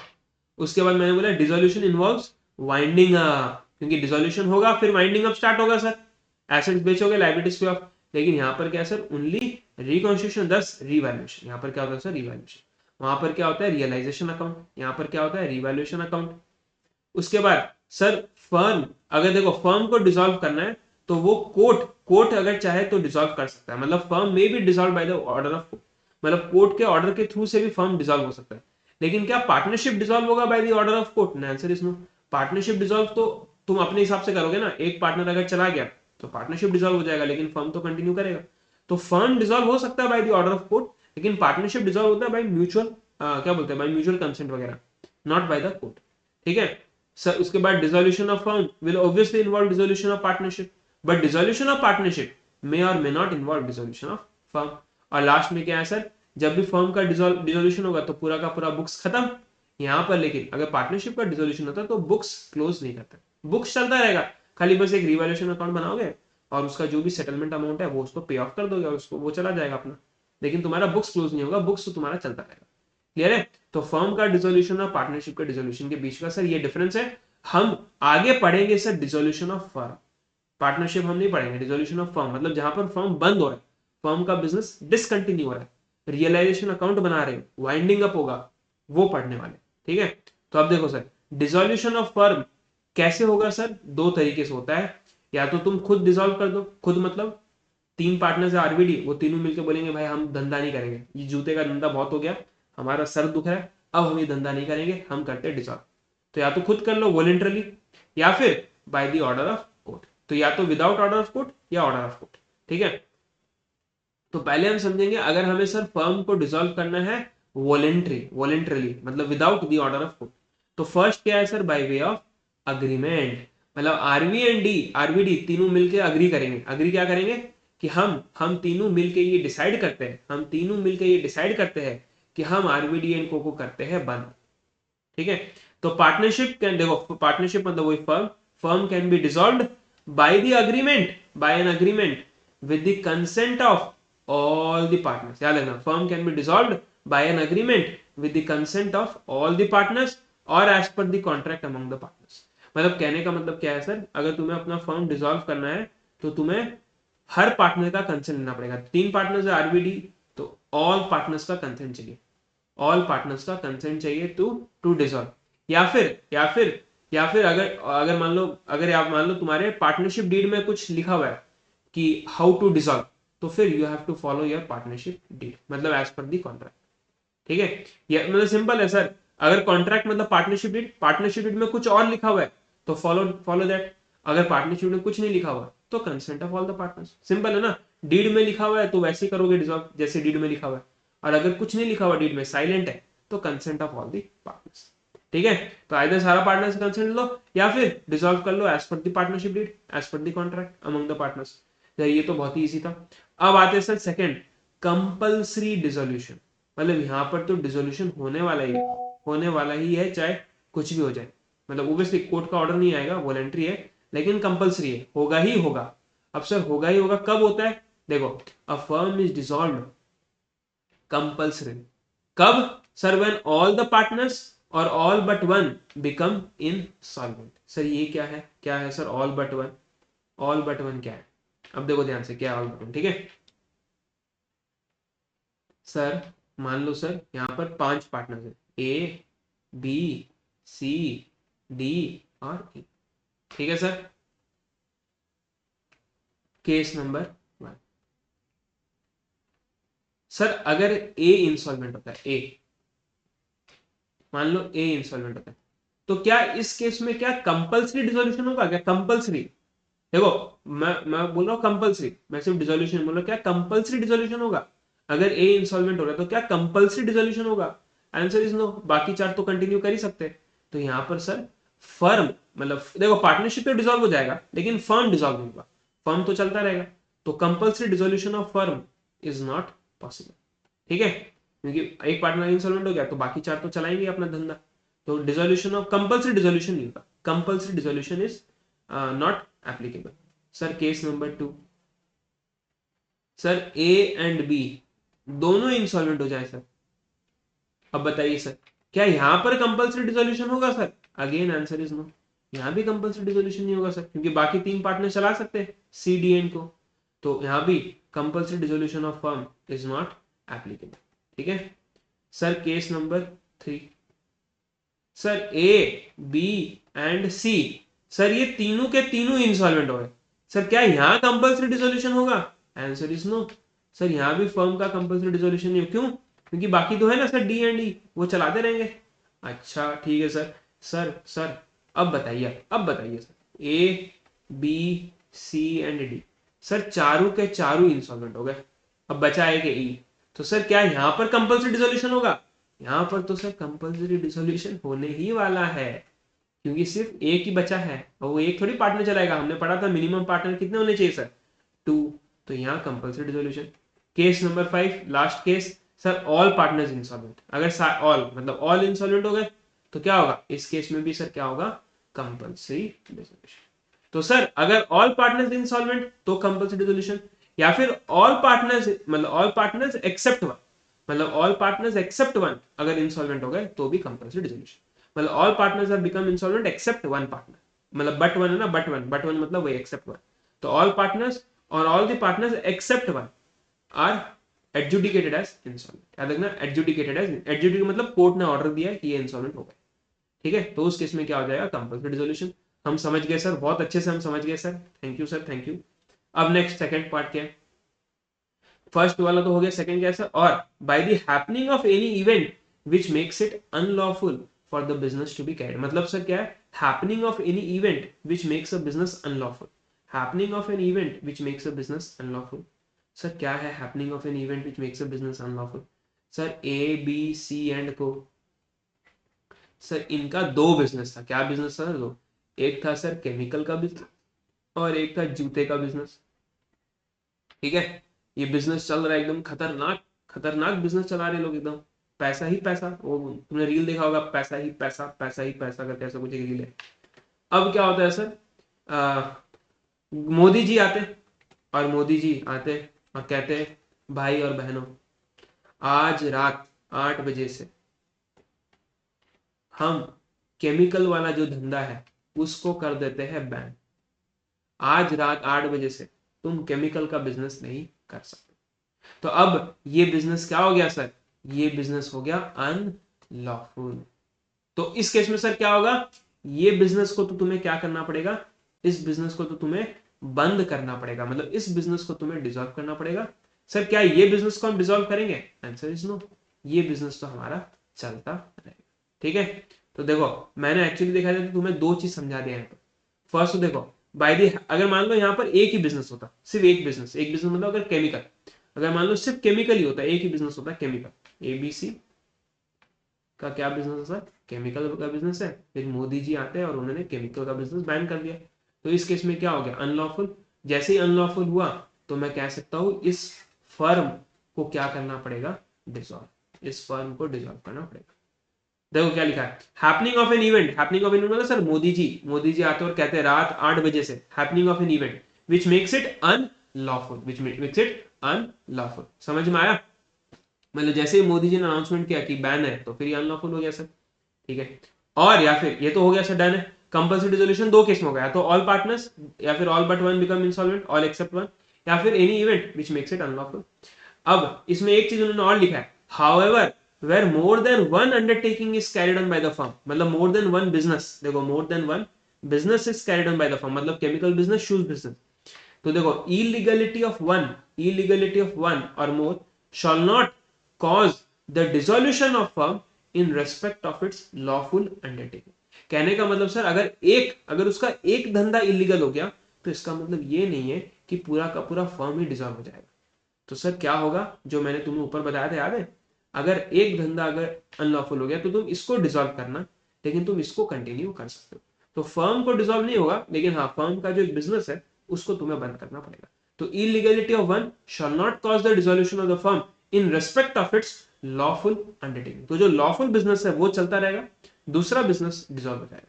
ठीक है, क्लियर है सर? ये भी हमें ये इस टाइप का क्वेश्चन भी है, मैंने अभी तुम्हें समझा दिया बहुत अच्छे से। ठीक है, तो सर फर्स्ट है डिसोल्यूशन कर लो या तो अग्रीमेंट के तहत, या फिर सर कुछ ऐसा केसेस है जहां पर कंपलसरी है सर, मतलब बाय ऑटोमेटिक बाय डिफॉल्ट होना ही होना है डिजॉल्व। अगर सारे इंसॉल्वेंट हो गए या सारे एक्सेप्ट हुए या फिर ऐसा कुछ इवेंट हो गया जैसे मोदी जी ने कुछ अनाउंस कर दिया जिससे बिजनेस क्या हो गया अनलॉफुल, ठीक है, या फिर अगर 2 बिजनेस है या मोर देन 1 बिजनेस है, एक लॉफुल एक अनलॉफुल है, तो जो अनलॉफुल है वो खत्म, जो लॉफुल है वो चलता रहेगा सर। थर्ड है sir dissolution of happening of certain contingencies. Sir ये सर्टेन कंटिजेंसीज क्या है, ध्यान से देखना क्या है सर्टेन कंटिजेंसीज। देखो unless otherwise agreed, sir unless otherwise agreed का मतलब आता हूं, रुको रुको शांति शांति sir. Unless otherwise agreed a firm can be dissolved due to any of the following contingencies. Sir कहने का मतलब क्या है कि unless otherwise agreed a firm में बी डिसॉल्व्ड, कब कब, when a partnership is constituted for a fixed period. कुछ याद है sir, sir fixed period unit 1 से आपने बोला था पार्टनरशिप 2 साल के लिए करेंगे। सर जैसे ही 2 साल हुआ तो उस केस में अगर वो चाहे चाहे तो कंटिन्यू भी कर सकते हैं, नहीं तो वो क्या हो जाएगा डिसॉल्व हो जाएगा सर, डिसॉल्व हो जाएगा। तो यहां पर मैंने क्या लिखा है, अगर कोई partnership constitute for fixed period तो वो क्या हो जाता है सर, या तो कंटिन्यू या फिर डिसॉल्व। और इसीलिए मैंने ऊपर में लिखा अनलेस अदरवाइज अग्रीड। कहने का मतलब क्या है सर, अगर वो फिक्स्ड पीरियड जैसे ही खत्म हुआ तो वो फर्म क्या हो जाएगा डिसॉल्व हो जाएगा, अनलेस अदरवाइज अग्रीड। मतलब कहने का मतलब है it may continue it may dissolve depending कि उन्होंने अग्री क्या किया। तो इसलिए लिखा unless otherwise agreed any partnership is constituted for fixed period तो इट विल डिसॉल्व और इट मे कंटिन्यू डिपेंडिंग कि उन्होंने अग्री किया गया। क्लियर है। तो सर अगर फिक्स्ड पीरियड जैसे ही खत्म हुआ expiry of fixed period firm dissolve हो जाएगा और इट में कंटिन्यू ऑल्सो। पर्टिकुलर पार्टनरशिप, तुमने मान लो पार्टनरशिप बनाया कोई वैक्सीन बनाने के लिए और वो वैक्सीन तुमने बना लिया, तो अब जैसे ही वैक्सीन बना लिया तो तुम्हें क्या करना पड़ेगा, वो पार्टनरशिप क्या करना पड़ेगा, क्लोज डिसॉल्व करना पड़ेगा। तो यहां भी तुम डिसॉल्व भी कर सकते हो, लेकिन अगर तुम चाहो तो उसे कंटिन्यू भी कर सकते हो। इससे तो लिखा है ना अनलेस अदरवाइज अग्रीड, तो डिसॉल्व भी कर सकते हो या फिर अगर चाहो तो कंटिन्यू भी कर सकते हो। अगर सर एक पार्टनर का डेथ हो गया, एक पार्टनर का डेथ, देखो डेथ ऑफ अ पार्टनर मतलब सर एग्जांपल क्या है sir, death of a partner का सर एग्जांपल क्या है, मतलब मान लो सर 3 पार्टनर है, कितने पार्टनर है सर, ए बी सी, और 3 पार्टनर है, 3 में से अगर एक मतलब सी का डेथ हो गया तो उस केस में क्या है सर, ए बी तो कंटिन्यू कर सकते हैं, ए बी तो कंटिन्यू कर सकते हैं, तो ए बी यहां पर सर चाहे तो कंटिन्यू भी कर सकते हैं, ए बी अगर चाहे तो डिसॉल्व भी कर सकते हैं, वो चाहे तो अपना फर्म डिसॉल्व अगर चाहे तो, नॉट नेसेसरी, अगर चाहे तो डिसॉल्व भी कर सकते हैं, चाहे तो कंटिन्यू भी कर। डिसॉल्व क्यों करेंगे सर, एक पार्टनर चला गया ना, अब एक पार्टनर चला गया तो हो सकता है उनका इच्छा ना हो बिजनेस करने का, तो वो चाहे तो डिसॉल्व भी कर सकते हैं अपना फर्म, मतलब पूरा का पूरा फर्म डिसॉल्व बंद कर सकते हैं या फिर कंटिन्यू भी कर सकते हैं। ठीक है। हाँ अगर मान लो सर 2 पार्टनर होता है और उसमें से एक डेथ होता है, तब तो सर बाई बाई डिफॉल्ट वो डिसॉल्व होना ही होना है। ठीक है। तो death of 1 partner continue dissolve, insolvency of 1 partner, sir 3 partner है उसमें से एक इंसॉल्वेंट हो गया, या 5 पार्टनर है उसमें से एक इंसॉल्वेंट हो गया, तो उस केस में भी तुम डिसॉल्व कर भी सकते हो कंटिन्यू कर भी सकते हो, कोई तुम्हारे ऊपर है, मतलब it is at your option, you may continue you may dissolve. तो सर 4 केसेस है जहां पर क्या है, तुम कंटिन्यू भी कर सकते हो डिसॉल्व भी कर सकते हो। Sir fixed period particular partnership, fixed period और पर्टिकुलर पार्टनरशिप, उसके बाद sir death of 1 partner insolvency of 1 partner. Clear है। तो सर ये हो गया हमारे कितने 4 केसेस। तो सर हमने 3 पढ़ लिए, पहला तो by way of agreement, compulsory dissolution, contingencies. अब सर लास्ट आता है sir dissolution by notice of partnership at will.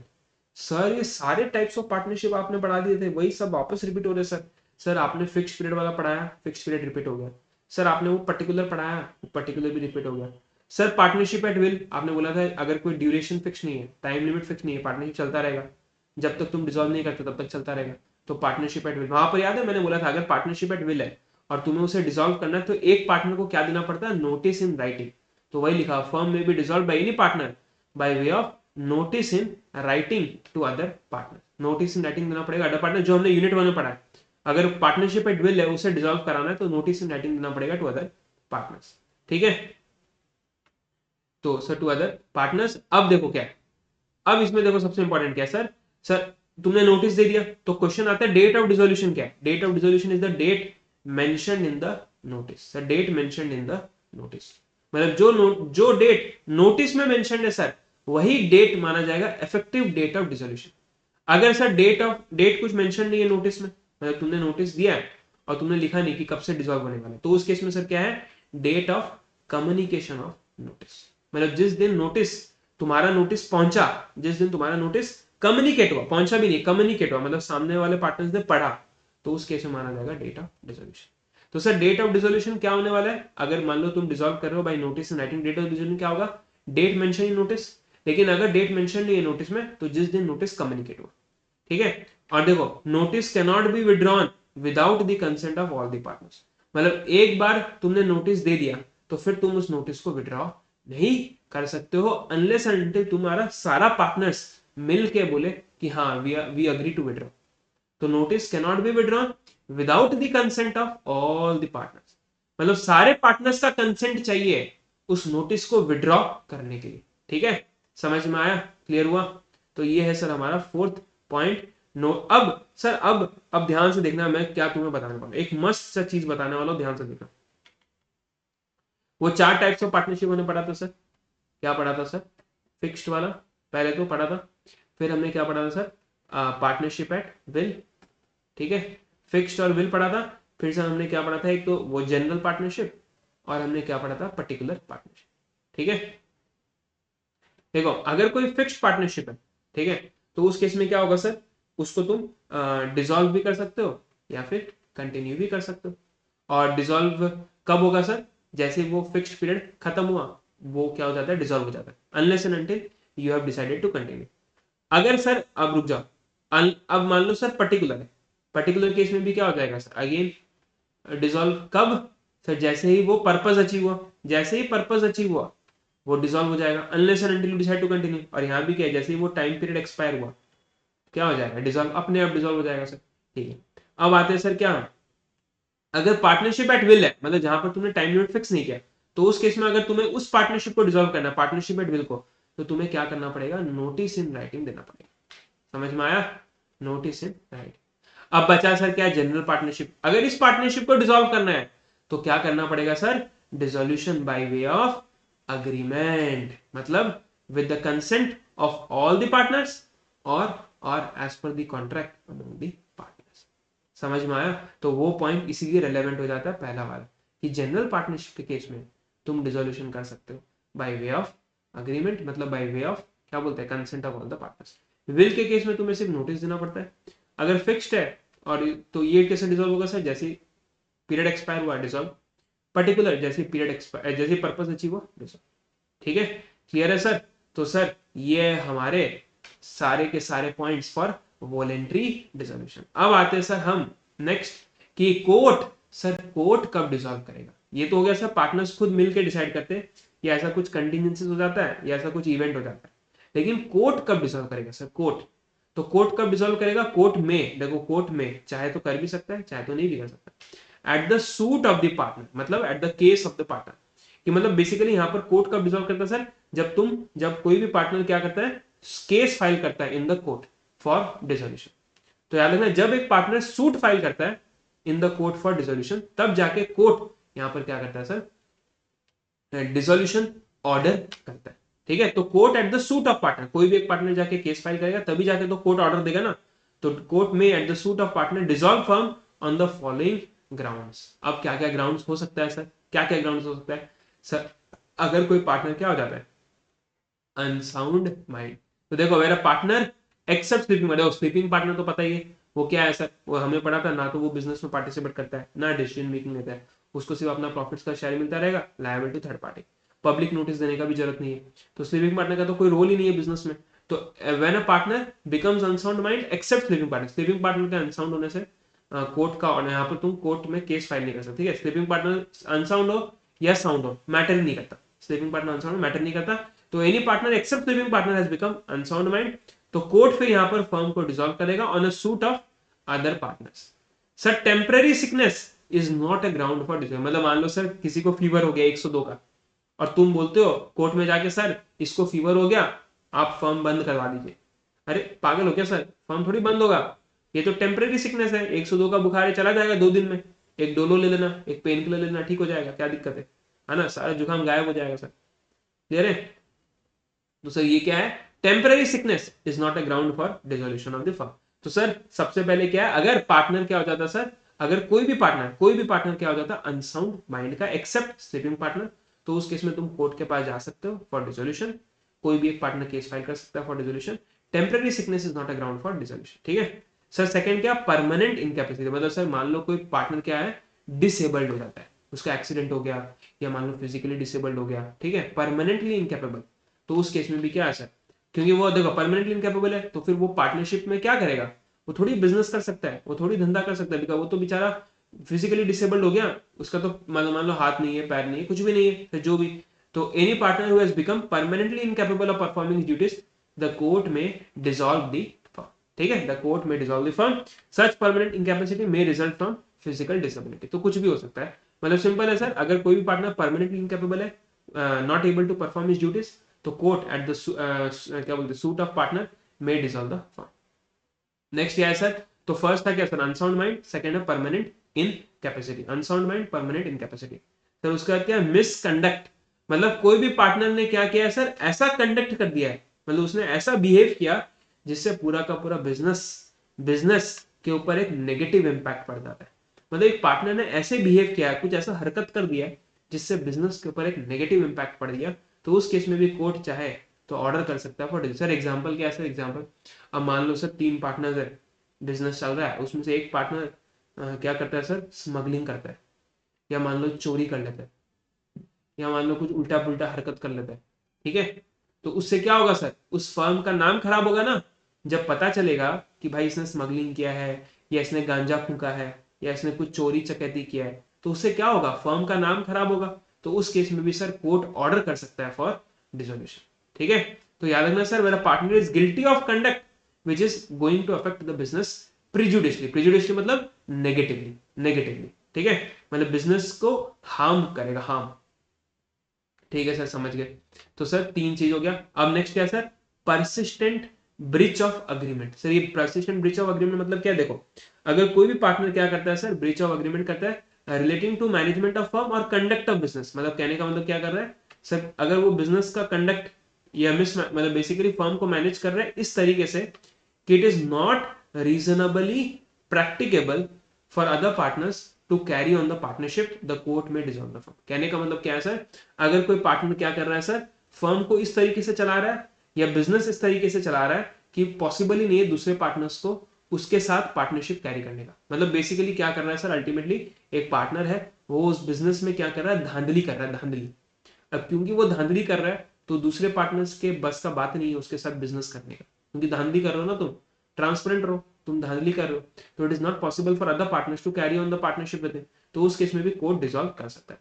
तो याद रखना सर, वेर अ पार्टनर क्या है sir, breach of commits, where a partner commits breach of agreement wilfully या persistent, persistent मतलब बार बार, रिपीटेडली, बार बार धांधली कर रहा है, मना किया फिर से धांधली, फिर मना किया फिर धांधली, तो commits persistently breach of agreement relating to management or conduct of business in such a way that it is not practically possible for the partners to carry on the partnership firm। Clear है sir.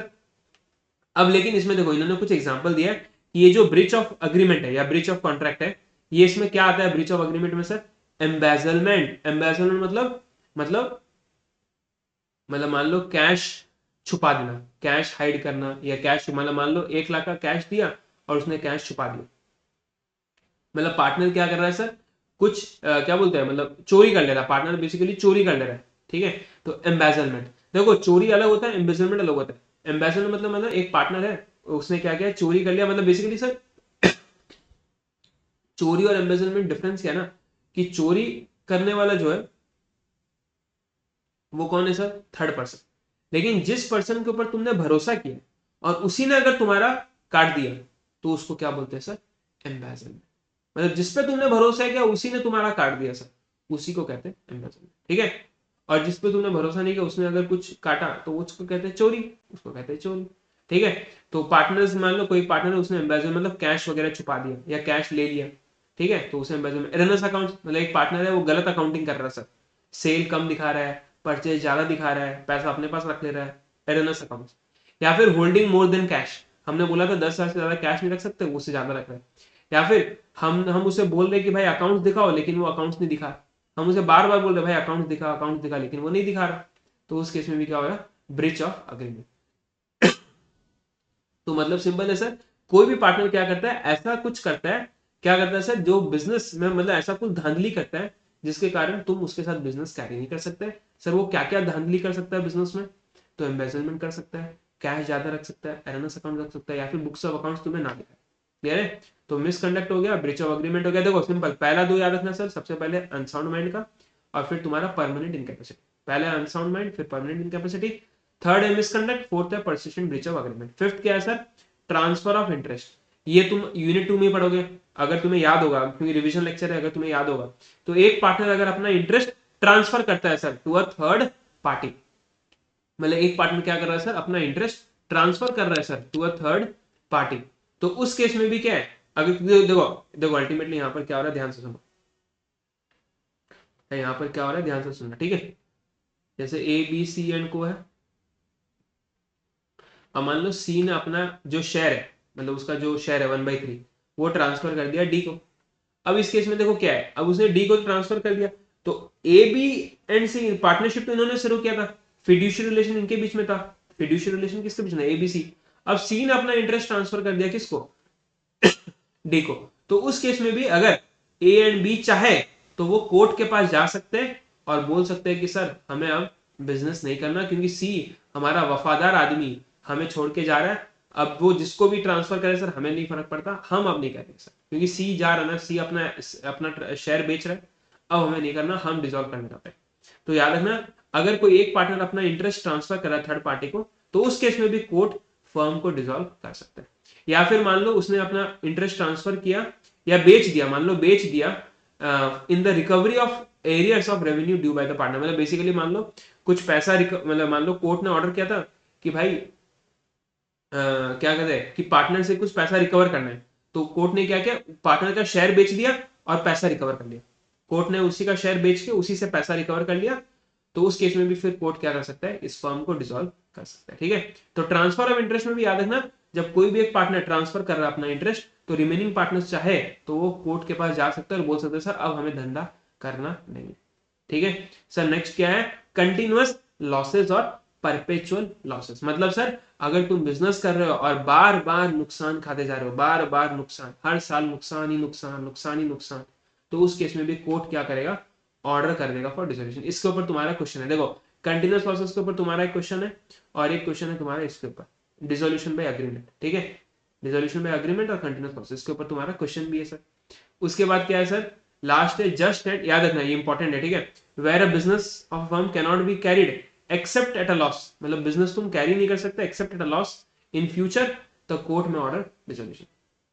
मतलब कहने का मतलब अगर हम business carry करेंगे तो हमें पता है नुकसान होगा फ्यूचर में, कैरी करेंगे तो नुकसान होना ही होना है, हमें पता है, तो उस केस में कोर्ट ऑर्डर कर सकता है फॉर डिसोल्यूशन। और लास्ट में क्या है sir, just and equitable grounds, मतलब जब, मतलब मान लो कहने का मतलब ऊपर वाला 6 ग्राउंड्स, मतलब मान लो परमानेंट इनकैपेसिटी भी नहीं है, अनसाउंड माइंड भी नहीं है, मिसकंडक्ट भी नहीं है, ब्रीच ऑफ अग्रीमेंट भी नहीं है, ट्रांसफर ऑफ इंटरेस्ट भी नहीं है, लॉसेस भी नहीं है, तो उस केस में भी अगर ऊपर वाला ग्राउंड्स नहीं है सर, उसके बाद भी अगर कोर्ट चाहे तो वो फर्म को डिसॉल्व कर सकता है।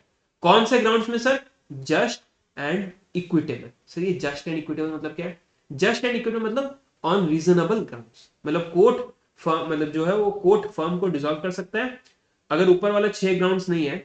कौन से ग्राउंड्स के ऊपर सर, रीजनेबल ग्राउंड्स के ऊपर, मतलब कोई भी रीजनेबल ग्राउंड्स के ऊपर कोर्ट अगर चाहे तो फर्म को डिसॉल्व कर सकता है, इवन दो अगर वो ऊपर 6 वाला केसेस में फॉल नहीं करता, लेकिन क्या होना चाहिए, रीजनेबल ग्राउंड्स। सर एग्जांपल क्या है रीजनेबल या जस्ट एंड इक्विटेबल ग्राउंड्स का, जैसे मान लो डेडलॉक। डेडलॉक मतलब सर मैनेजमेंट में हो गया डिस्प्यूट, मतलब कुछ लोग इधर कुछ लोग इधर, मतलब दिस, मतलब ये जो नहीं होता एक टुकड़ा वर्सेस दिस टुकड़ा, मतलब एक ग्रुप वर्सेस दिस ग्रुप, मतलब ग्रुपिज्म हो गया सर, ग्रुप वर्सेस ग्रुप। एक फर्म है उसमें 4 पार्टनर्स है, 2 पार्टनर्स इधर 2 पार्टनर्स उधर, वो दोनों दो दो का ग्रुप बन गया, कोई एक दूसरे का सुन नहीं रहा, कोई एक दूसरे का बात नहीं मान रहा, फर्म चलाएंगे कैसे। तो अगर डेडलॉक हो गया, डिस्प्यूट हो गया, तो उस केस में भी डिसोल्यूशन हो जाएगा। Partners are not in talking term, मतलब सर वो एक दूसरे का चेहरा भी नहीं देखना चाहते, एक दूसरे का चेहरा भी नहीं देखना चाहते, तो उस केस में भी फर्म क्या करेगा, मतलब कोर्ट क्या करेगा, डिसॉल्व, क्योंकि भाई तुम चेहरा नहीं देखोगे तो धंधा कैसे करोगे, उसके लिए चेहरा तो देखना पड़ेगा।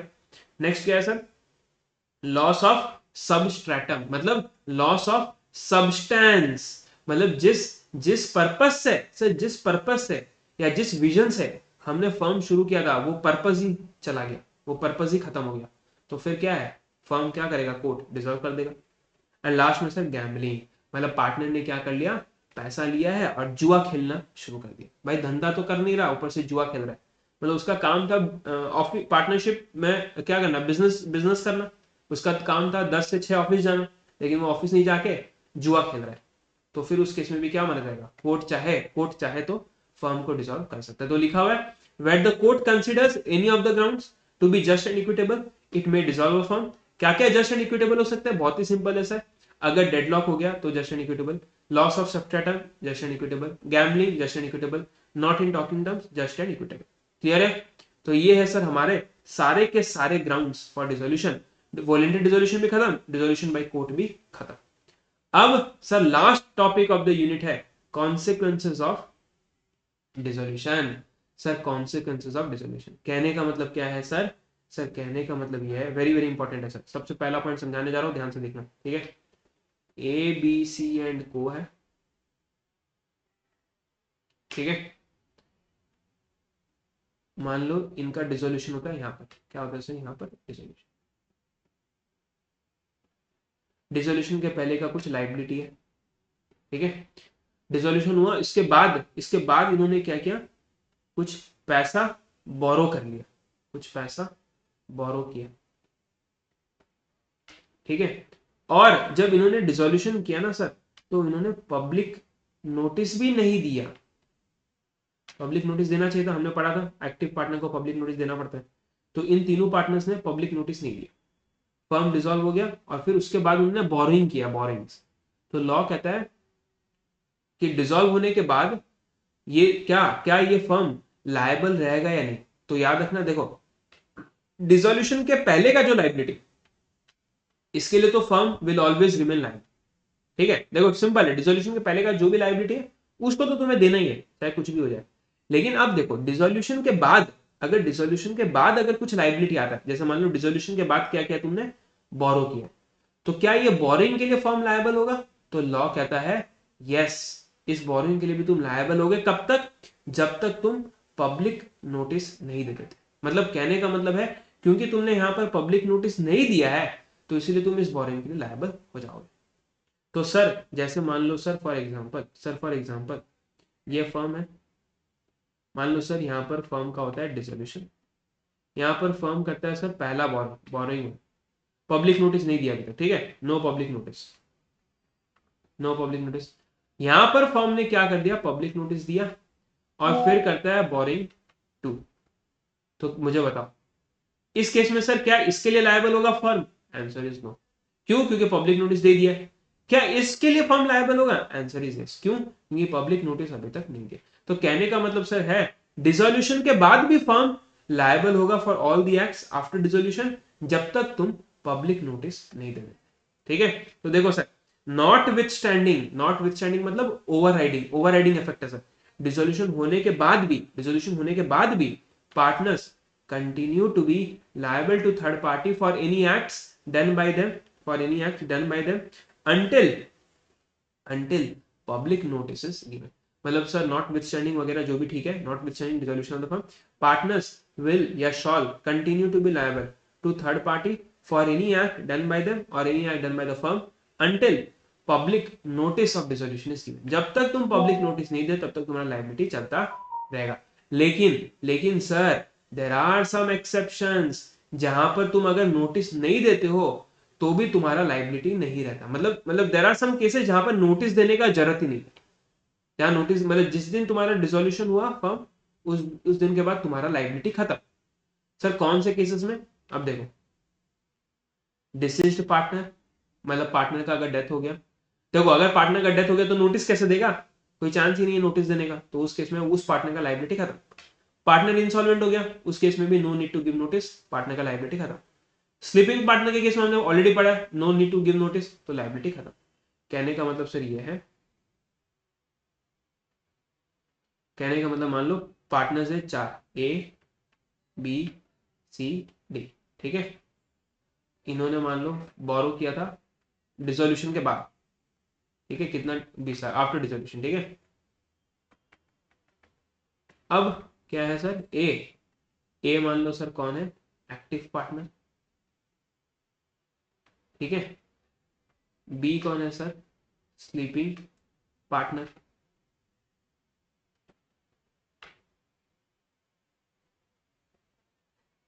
बी स्लीपिंग पार्टनर से सी कौन है? सी का सर ऑलरेडी डेथ हो गया है और D already, D has become insolvent. ठीक है। तो इस केस में देखो तुमने बोरो किया 20 लाख आफ्टर डिसोल्यूशन। अब मान लो देखो इनसॉल्वेंट है तो यहाँ पर तो क्या है, no need, no public notice required. तो इस केस में इसका पब्लिक नोटिस जरूरत नहीं है, तो लाइबिलिटी खत्म, क्योंकि तुमने डिसोल्यूशन के बाद बोरो किया है and no need of public notice, liability खत्म। डेथ के केस में भी no need of public notice, तो अगेन लाइबिलिटी खत्म। Sir sleeping partner, again sleeping partner के केस में तो no need of public notice, तो अगेन लाइबिलिटी खत्म। बचा कौन सर? एक्टिव पार्टनर, इसने अभी तक पब्लिक नोटिस नहीं दिया है, तो उस केस में इसका लाइबिलिटी चलता रहेगा, मतलब ये लायबल होगा फॉर एंटायर 20 लाख। समझ में आया सर? तो एक्टिव पार्टनर लायबल होगा entire 20 lakh. This is the concept कि सर अगर फर्म का डिसोल्यूशन होता है तो partner shall be liable until public notice is given, however no need to give public notice in case of sleeping partner, insolvent partner and a deceased partner. Done sir, ये हमारा point number 1 होता है यहाँ पर खत्म। Clear है? तो मतलब याद रखना पब्लिक नोटिस देने का जरूरत ही नहीं है, और अगर पब्लिक नोटिस देने का जरूरत नहीं है तो लायबिलिटी किस बात का, क्योंकि डिसोल्यूशन के बाद बोरो किया ना, डिसोल्यूशन के बाद। अगर डिसोल्यूशन के पहले बोरो किया होता उसके लिए तो तुम लायबल हो गए भाई, चाहे तुम स्लीपिंग हो, डेथ हो, कुछ भी हो। ठीक है, डिसोल्यूशन के बाद बोरो किया तो लायबल नहीं हो, क्यों? क्योंकि पब्लिक नोटिस देने का भी जरूरत नहीं है, प्लस स्लीपिंग पार्टनर को ऐसे भी जरूरत नहीं होता, इंसॉल्वेंट को भी जरूरत नहीं होता, और डेथ के केस में भी नॉट रिक्वायर्ड। ठीक है, तो याद रखना this is the case of क्या, liability for acts of partners after dissolution. अब सर सेकंड क्या है? Right of partners to have business wind up after dissolution. मतलब सिंपल है सर, डिसोल्यूशन के बाद पार्टनर्स का पूरा अधिकार है कि वो उस बिजनेस का क्या करे, वाइंडिंग अप, मतलब उन एसेट्स को, सारे प्रॉपर्टीज को बेचे और बेच के उन लाइबिलिटीज को पे ऑफ कर दे।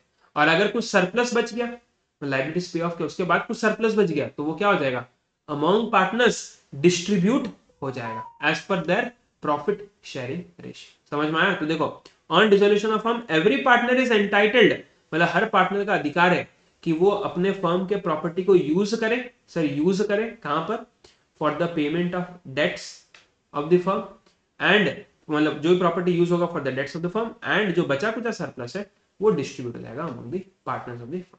ठीक है, उसके बाद सर क्या है, देखो continuing authority of partners firm, मतलब कहने का मतलब देखो फर्म डिसॉल्व हो गया, अगर फर्म डिसॉल्व हो गया तो क्वेश्चन आता है सर वाइंडिंग अप तो बाद में होगा ना, आफ्टर डिसोल्यूशन, वाइंडिंग अप तो आफ्टर डिसोल्यूशन होगा। तो फिर सर जब फर्म में डिसॉल्व हो गया तो पार्टनरशिप, मतलब पार्टनरशिप भी डिसॉल्व, पार्टनरशिप डिसॉल्व मतलब नो पार्टनर्स। अब नो पार्टनर्स तो वाइंडिंग अप कैसे करोगे, क्योंकि वाइंडिंग अप तो कौन कराएगा, पार्टनर्स ही कराएंगे। तो वाइंडिंग अप कैसे करोगे सर, वाइंडिंग अप करोगे तो करोगे कैसे? तो यहां लॉ कहता है कि even after dissolution the authority of each partner, the authority of each partner, the authority of each partner to bind the firm shall continue as necessary to wind up the affairs। मतलब जो भी partners का authority वो चलता रहेगा जब तक winding up ना हो जाए, क्योंकि वाइंडिंग अप कराने के लिए तो पार्टनर्स ही वाइंडिंग अप कराएंगे ना, कोई और थोड़ी कराएगा।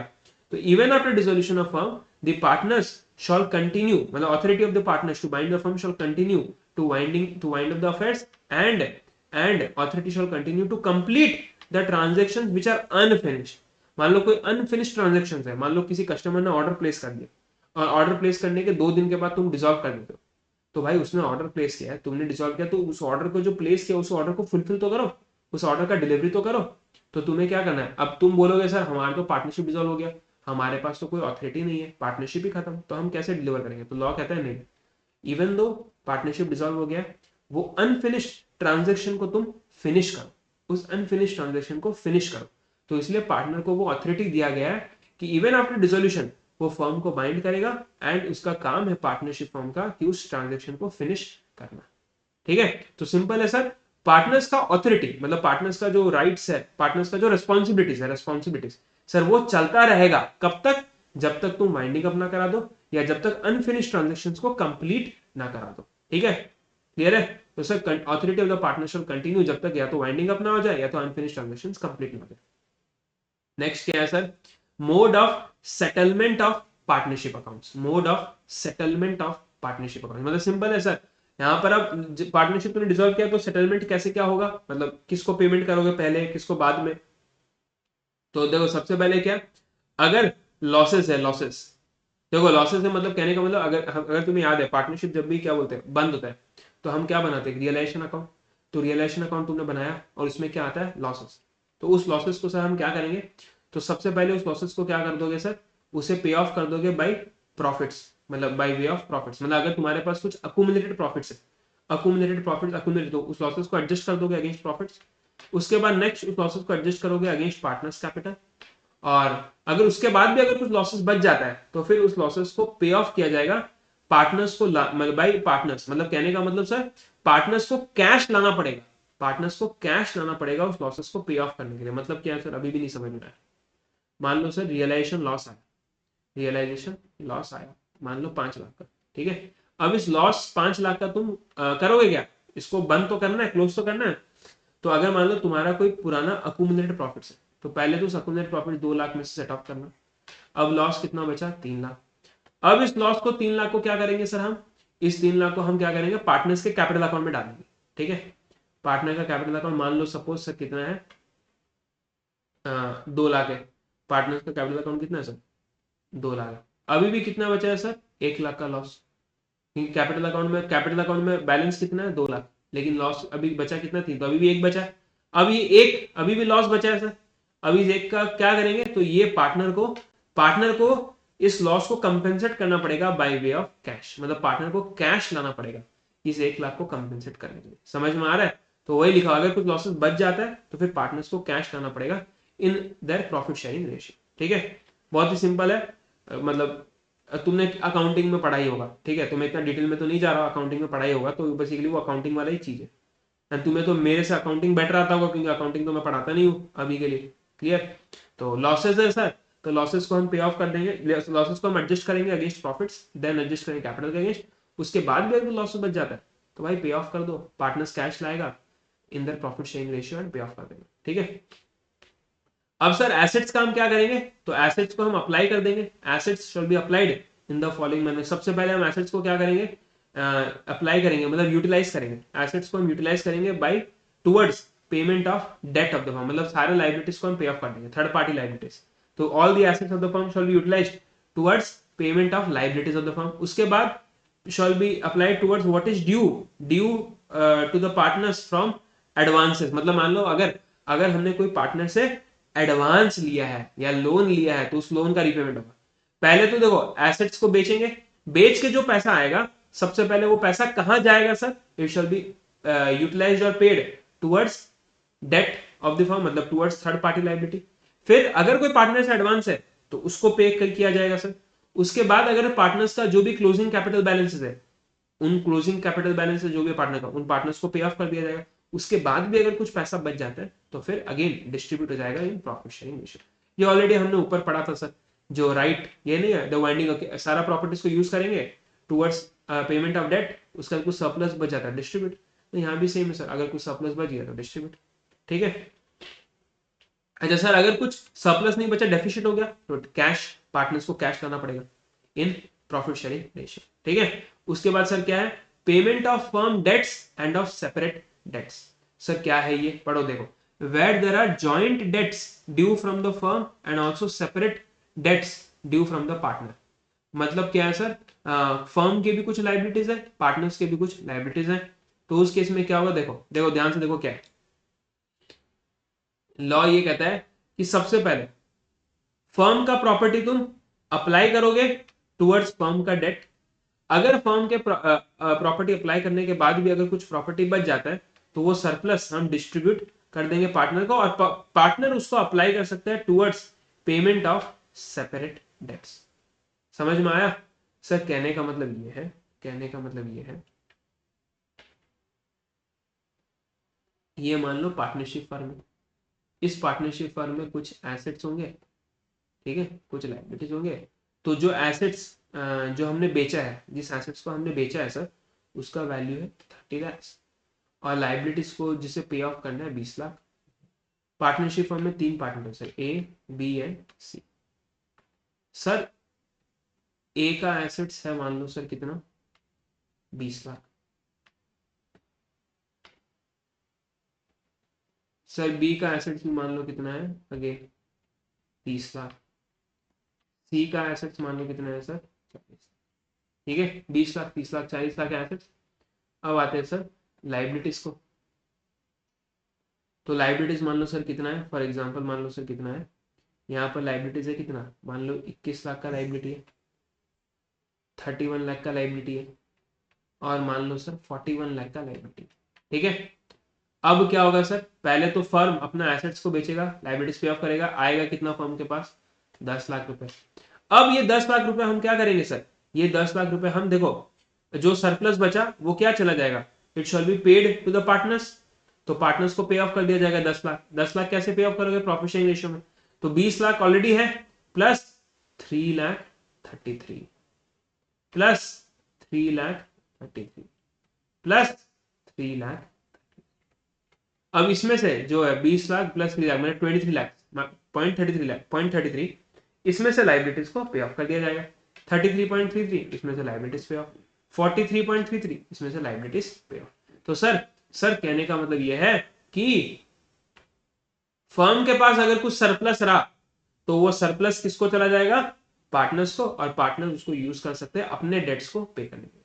सर उल्टा भी तो हो सकता है ओब्वियसली, अगर मान लो सर पार्टनर्स के पास सरप्लस रहा, किसके पास सरप्लस रहा सर, पार्टनर्स के पास, तो उस केस में क्या होगा, मान लो सर पार्टनरशिप फर्म के पास एसेट्स है सर, एसेट्स कितने एसेट्स है, मान लो सर अगेन मान लो 20 लाख के एसेट्स है सर, लाइबिलिटी 30 लाख। अब बच्चों का क्वेश्चन आएगा सर एसेट्स 20 लाइबिलिटी 30, सर ये तो इंस्टॉलमेंट हो गए। अरे रुक जाओ भाई, रुक जाओ, शांति रखो अभी, ए बी एंड सी। ठीक है, एसेट्स 20 है, लाइबिलिटी कितना है 30। पार्टनर ए का एसेट्स है, पार्टनर ए के पास 10 लाख, बी के पास 15 लाख, सी के पास सर 20 लाख, क्या है एसेट्स। अब आते हैं सर लाइबिलिटीज। ठीक है, लाइबिलिटी सर मान लो कितना है, इनके पास लाइबिलिटी है सर मान लो 6 लाख, इसके पास भी लाइबिलिटी है मान लो सर 8 लाख, इसके पास लाइबिलिटी है मान लो सर कितना 15 लाख। ठीक है, अब यहां पर सर क्या होगा, देखो इनके पास क्या है सर, फर्म के पास तो देखो एसेट्स डेफिशिट है, तो लेकिन पार्टनर्स के पास क्या है, सरप्लस है। तो पार्टनर्स क्या करेंगे सर, सारे एसेट्स अपने बेच देंगे, मतलब क्या करेंगे, यूटिलाइज करेंगे टुवर्ड्स पेमेंट ऑफ लाइबिलिटीज। तो बचेगा कितना, अभी भी 4 लाख बचा, अभी भी 7 लाख रुपए बचा, और अभी भी 5 लाख रुपए बचा। 4 लाख, 7 लाख और 5 लाख रुपए अभी भी बचा है। तो ये 4 लाख, 7 लाख और 5 लाख किसको चला जाएगा सर, 20 और 30 है, अभी भी कितना है 10 लाख है। ठीक है, तो अभी ये 4 और 7 और 5 किसको चला जाएगा सर, पार्टनरशिप फर्म को चला जाएगा टू पे ऑफ 10 लाख। पूरा तो नहीं जाएगा सर, मतलब कहने का मतलब वो 4 लाख से टोटल कितना है सर, हमारा टोटल कितना है 475, टोटल कितना है 4 + 7 11, 11 + 5 16। तो 16 को तुम डिस्ट्रीब्यूट कर देना किसमें, प्रॉफिट शेयरिंग रेशियो में, अकॉर्डिंगली वो चला जाएगा क्या, to pay of this 10 lakh. Clear हुआ, समझ में आया सर। तो ये है क्या हमारा, ये हमारा सर अगर पार्टनर्स के पास अगर मान लो सरप्लस एसेट बच जाते हैं तो पहले तो वो अपने लाइबिलिटीज को पे ऑफ कर देंगे, उसके बाद जो फर्म के लाइबिलिटीज है उसको पे ऑफ कर देंगे। ठीक है, क्लियर है, गॉट इट। तो इस केस में सर क्या होगा, सिंपल है, जो भी इनके पास अब एक्सेस बचा है वो अपने को प्रॉफिट शेयरिंग रेशियो में इनको 10 लाख दे देंगे टोटल। ठीक है, तो दिस इज डन। अब सर ये देखो क्या लिखा हुआ है, वही लिखा हुआ है, प्रॉपर्टी ऑफ पार्टनर फर्स्ट, मतलब property of partner shall be applied towards the payment of the debt. अगर सरप्लस बच गया तो payment of firm debt. Same for property of the firm shall be applied towards the debt of the firm. अगर कुछ surplus बच गया तो apply towards the debt of the partner और pay to the partners. Clear है, तो sir ये है हमारा यूनिट नंबर 3 होता है यहाँ पर क्लोज। ठीक है, तो आई होप तुम्हें समझ में आया होगा अच्छे से। एंड आई थिंक ये हमारा काफी लंबा सेशन चल गया क्योंकि मैंने काफी डिटेल में बताया तुम्हें और काफी आराम से और धीरे धीरे बताया। ठीक है, एक्चुअल में देखा जाए तो सर ये एज गुड एज तुम्हारा, मतलब मान के चलो रेगुलर लेक्चर है सर, बस 1.5x में या 2x में, दैट्स इट। ठीक है, तो आई होप तुम्हें लेक्चर जरूर देखना क्योंकि काफी हेल्प होने वाला है। एंड बहुत बार स्टूडेंट्स क्या होता है सर, पढ़ते तो है लेकिन वो फिर लास्ट मोमेंट में भूल जाते हैं, तो इस रिवीजन लेक्चर को तुम रेफर कर सकते हो। इसको तुम चाहो तो और भी इसको 1.25 या 1.5 में देख सकते हो। ठीक है, तो आज के लिए इतने, मिलते हैं हमें नेक्स्ट सेशन में।